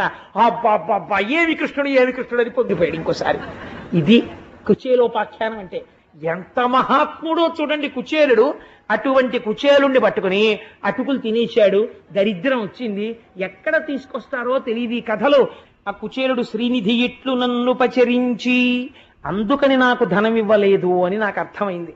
ఎన్న దరిద్రుడు సంపదాంధుడై ఆనక తన్ను చేరడని కాక శ్రితార్తిహరుండు సత్కృపాంబోనిధి సమస్త వస్తు పరిపూర్ణునిగా నన్ను చెయ్యకుండునే. ఆయనే తలుచుకుంటే నిజంగా నాకు ఇవ్వాలి అనుకుంటే ఐశ్వర్యం ఇవ్వలేడు. కానీ నేను ఇలాగే ఉండి నిరంతరము భగవంతుణ్ణి స్మరించాలి అని నన్ను ఇలా ఉంచి ఉంటాడు అని అనుకున్నాడు. ఈశ్వరుడి పట్ల ఒక్కసారి ప్రేమతో ఇన్ని అటుకులిస్తేనే అంత ఐశ్వర్యం ఇస్తే గోవింద పట్టాభిషేకంలో ఆలయ కమిటీ వారు చెయ్యలేక కాదండి పాయసాన్ని. మీ అందరూ పరమభక్తితో విన్నారు. రేపటి రోజు ఉదయం మీకు తోచింది ఇంత పంచదారో, ఇన్ని పాలో, ఇంత జీడిపప్పో, 2 యాలుక్కాయలో ఎవరికి తోచింది వారు వేస్తే ఆ పదార్థాలతో అందరం కలుపుకు తిందాం. ఏమో ఇందులో ఏ మహాభాగవతులు ఉన్నారో, ఎవరి చేతిలో పడింది కలిపి అది మహాప్రసాదం అవుతుందో, అందరి చేతులతో పడింది అందరం పంచుకు తిందామండం వెనకాతల రహస్యం అది. ఏమో ఇందులో ఎంత భక్తులున్నారో, ఆ ఎవరి చేతి పదార్థం పడితే పొంగిపోతాడో పరమాత్మ, అది తిని మనం ధన్యులమైపోతామో. అందరం కలిసి వండుకుని అందరం కలిసి తిందాం. అందుకని రేపు పాయసాన్నానికి అలా ఇమ్మని. ఇంకా పరమాత్మతో కలిసి సంతోషంగా ఆయన రథం వెనక నడిచి సువాసనలు ఆయనకి పరిమళ ద్రవ్యాలు జల్లుతుంటే ఎంత పొంగిపోతాడు నా తండ్రి. ఇంత సేవ, ఇంత పూనిక, ఇంత నమ్మకమా నా మీద అని ఎంత పొంగిపోతాడు. కుచేలోపాఖ్యానం విని మనం ఊరేగింపుకి వెళ్ళకపోతే మనం తప్పు చేసిన వారం అయిపోవండి. ఎందుకంత ధూర్తమాట మాట్లాడతావు? అలా ఉంటావు అనుకుంటున్నావా? నువ్వు అలా అనకూడదని మీరు అంటారని నాకు తెలుసు. అదో చాపల్యం, అందుకని అన్నానంతే. కాబట్టి సంతోషంగా కుచేలుడు తన ఊరు చేరుకున్నాడు. తన ఊరు చేరుకుని తన ఇల్లు ఉన్నటువంటి చోటుకి వెళ్ళి చూశాడు. చూస్తే భానుచంద్ర ప్రభా భాసమానంబైన కాంతోపల భవనమును, బ్రహ్మాండమైనటువంటి సూర్యుడు చంద్రుడు ఏకకాలమునందు ప్రకాశిస్తే ఎలా ఉంటుందో అటువంటి సౌధం ఒకటి కనపడింది. ఇదేమిట్రా ఇంత గొప్ప సౌధం అనుకున్నాడు. కలకంఠ శుకనీల కంఠ సముత్కంఠ మానిత కుజితోద్యానములను, ఆ సౌధమునకు చుట్టుపక్కలంతా పెద్ద పెద్ద ఉద్యానవనాలు, పెద్ద పెద్ద చెట్లు, ఆ చెట్ల మీద పక్షులు కలకూజితములు కూస్తున్నాయి. రత్నములు, వజ్రములు, వైఢూర్యములు, మాణిక్యములు, తాపడములు చేయబడినటువంటి అరుగులు, బంగారముతో నిర్మించబడినటువంటి గోడలు, స్తంభములు, మంచి మంచి సరోవరాలు, అందులో కారండవములు, హంసలు మొదలైన పక్షులు, కొన్ని లక్షల మంది పరిచారికలు, ఎక్కడ చూసినా రత్నాల రాసులు, ఎందరో అతిథులు వస్తున్నారు, భోజనం చేస్తున్నారు, అన్నదాత సుఖీభవ అని ఆశీర్వచనం చేస్తున్నారు, వెళ్ళిపోతున్నారు. కలకంఠ సుఖనీల కంఠ సముత్కంఠ పూజి మనిత కూజితోద్యానములను పుల్ల సితాంభోజ హల్లక కహ్లార. ఇన్ని చెట్లు, ఒక చెట్టు కాదు, 2 చెట్లు కాదు, అనేకమైనటువంటి చెట్లు. దానితో పాటుగా అనేకమైనటువంటి ఆభరణములు ధరించి చీనాంబరములను కట్టుకున్నటువంటి సేవకీమణులు బయటకి లోపలికి తిరుగుతున్నారు.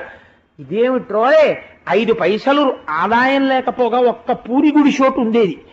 దాని స్థానంలో ఇంత పెద్ద స్థలం ఎక్కడిది, ఇంత పెద్ద సౌధం ఎక్కడిది అని ఆశ్చర్యపోయి ఈ సేవకీమణులెవరు, ఈ అల్లరంతా ఏమిటని కుచేరుడు ఆ ద్వారం దగ్గర నిలబడి చూస్తున్నాడు. ఇది చూస్తుంటే ఇటువంటి ఇల్లు ఎటువంటి మహాపురుషుడవుదో, ఇటువంటి ఇల్లు బహుశా ఇంకొకటి ఉంటుందని నేను అనుకోను. ఇది అభినవ లక్ష్మీ నివాసమగుచు, ఇది వైకుంఠంలో ఉన్న లక్ష్మీదేవి నివాసం తరువాత బహుశా ఇదే లక్ష్మీ నివాసం అయి ఉంటుంది.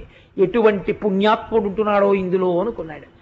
ఆ పరిచారికలు గబగబా బయటికి వచ్చి బంగారు పళ్ళెంలో ఆయన కాళ్ళు కడిగి ఆయనని మేళకాళాలతో లోపలికి రమ్మన్నారు. ఎవరిల్లు నేనెందుకని అడిగాడు.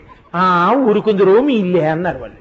తెల్లబోయాడు కుచేరుడు. నా ఇల్లు ఏమిటి, నాకెప్పుడు ఉంది ఇంత ఇల్లు అన్నాడు. భార్య మహాపతివ్రత, కానీ తనకే తెలియదు ఆవిడ అలాంటి బట్టలు కట్టుకుని అన్ని నగలు పెట్టుకుంటే అలా ఉంటుందని. అటువంటి పట్టుబట్ట కట్టుకుని అన్ని నగలు పెట్టుకుని భర్త కనపడ్డాడన్న లజ్జతో పరమపాతివ్రత్యంతో ఎదురొచ్చి కాళ్ళకి నమస్కరించి శిరసు తాటించి ఆయన చేయి పట్టుకుని మెల్లమెల్లగా నడిపిస్తూ, మీరు అక్కడ స్వామికి ఏమిచ్చారో ఆయన ఏం తిన్నారో నాకు తెలియదు, కానీ ఆ మొదటి అటుకు నాలుక మీద పడగానే పూరి గుడిసె ఇలా అయిపోయింది, వీళ్ళు ఇలా అయిపోయారు. అందుకని ఇంత ఐశ్వర్యం కృష్ణ పరమాత్మ ఇచ్చాడని చెప్తే పొంగిపోయి వాళ్ళు ఇంట్లో ఐశ్వర్యమును అనుభవించినా మనస్సులు మాత్రం ఎప్పుడూ కృష్ణుడి దగ్గరే పెట్టుకుని హాయిగా గోవిందనామం చెప్పుకుంటూ పరవశించిపోతూ ఇహమునందు సమస్త ఐశ్వర్యమును అనుభవించి అంత్యమునందు జ్ఞానము చేత మోక్ష సిద్ధిని కుచేరుడు భార్య బిడ్డలు పొందినారు అని ఇంత పరమ పవిత్రమైన ఈ కుచేలోపాఖ్యానమనబడేటటువంటి దాన్ని ఎవరు వింటున్నారో అటువంటి వాళ్ళకి మురహరుడు ఇట్లు కుచేలుని ధనవంతుని చేసినట్టి ఈ ఆఖ్యానము విను జనులకు, ఎవరెవరు ఈ కుచేలుణ్ణి దరిద్రుణ్ణి సంపత్తి కలిగిన వాడిగా కృష్ణ పరమాత్మ చేసినటువంటి ఆఖ్యానం వింటున్నారో వాళ్ళందరికీ కూడా కృష్ణ పరమాత్మ పాదముల యందు భక్తి కలిగి వారందరికీ కూడా కీర్తి యశస్సు అన్నీ నిలబడి అంత్యమునందు మోక్షమును పొందుతారు అని గొప్ప ఫలశ్రుతి చెప్పబడినటువంటి కుచేలోపాఖ్యానాన్ని పరమాత్మ ఇవాళ మనందరం వినేటట్టు మిమ్మల్ని చెప్పగలిగే అదృష్టాన్ని నాకు ఇచ్చి కటాక్షించాడు. రేపు ఉదయం చక్కగా 6:30 అయ్యేటప్పటికే మీ అందరూ ఇక్కడికి వచ్చేస్తే వృద్ధులైన వాళ్ళందరినీ బస్సుల్లో తీసుకెడతారు. మిగిలిన వాళ్ళందరూ వచ్చేవాళ్ళు వచ్చేసేయచ్చు గణపతి గుడికి. లేని వాళ్ళ ఒక్క 11 మాటలు స్వామి నామం చెప్పకపోతే, ఇంత కథ విని ఆ నామం చెప్పుకోకపోతే నాలికుండి ప్రయోజనం ఏమిటండి? కాబట్టి స్వామి నామం చెప్పుకొని బయలుదేరదాం. నందనందన గోవింద గోవింద హరి గోవింద, గోకుల నందన గోవింద, కష్ట నివారణ గోవింద గోవింద హరి గోవింద, గోకుల నందన గోవింద, వరాహమూర్తివి గోవింద గోవింద హరి గోవింద, గోకుల నందన గోవింద, పక్షివాహన గోవింద గోవింద హరి గోవింద, గోకుల నందన గోవింద, కరుణాసాగర గోవింద గోవింద హరి గోవింద, గోకుల నందన గోవింద, శరణాగత వత్సల గోవింద గోవింద హరి గోవింద, గోకుల నందన గోవింద, ఆపద్బంధవ గోవింద గోవింద హరి గోవింద, గోకుల నందన గోవింద, దరిద్రజన పోషక గోవింద గోవింద హరి గోవింద, గోకుల నందన గోవింద, శ్రిత పరిపాలక గోవింద గోవింద హరి గోవింద, గోకుల నందన గోవింద, పద్మావతి ప్రియ గోవింద గోవింద హరి గోవింద, గోకుల నందన గోవింద, ధరణీనాయక గోవింద గోవింద హరి గోవింద, గోకుల నందన గోవింద, రఘుకుల నందన గోవింద గోవింద హరి గోవింద, గోకుల నందన గోవింద, నీరజనాభా గోవింద నిత్య కళ్యాణ గోవింద గోవింద హరి గోవింద, గోకుల నందన గోవింద, శేషాద్రి నిలయ గోవింద గోవింద హరి గోవింద, గోకుల నందన గోవింద, శ్రీనివాస గోవింద గోవింద హరి గోవింద, గోకుల నందన గోవింద, శ్రీ వెంకటేశ గోవింద. గోవింద హరి గోవింద, గోకుల నందన గోవింద. సర్వం శ్రీ ఉమామహేశ్వర పరబ్రహ్మార్పణమస్తు. స్వస్తి.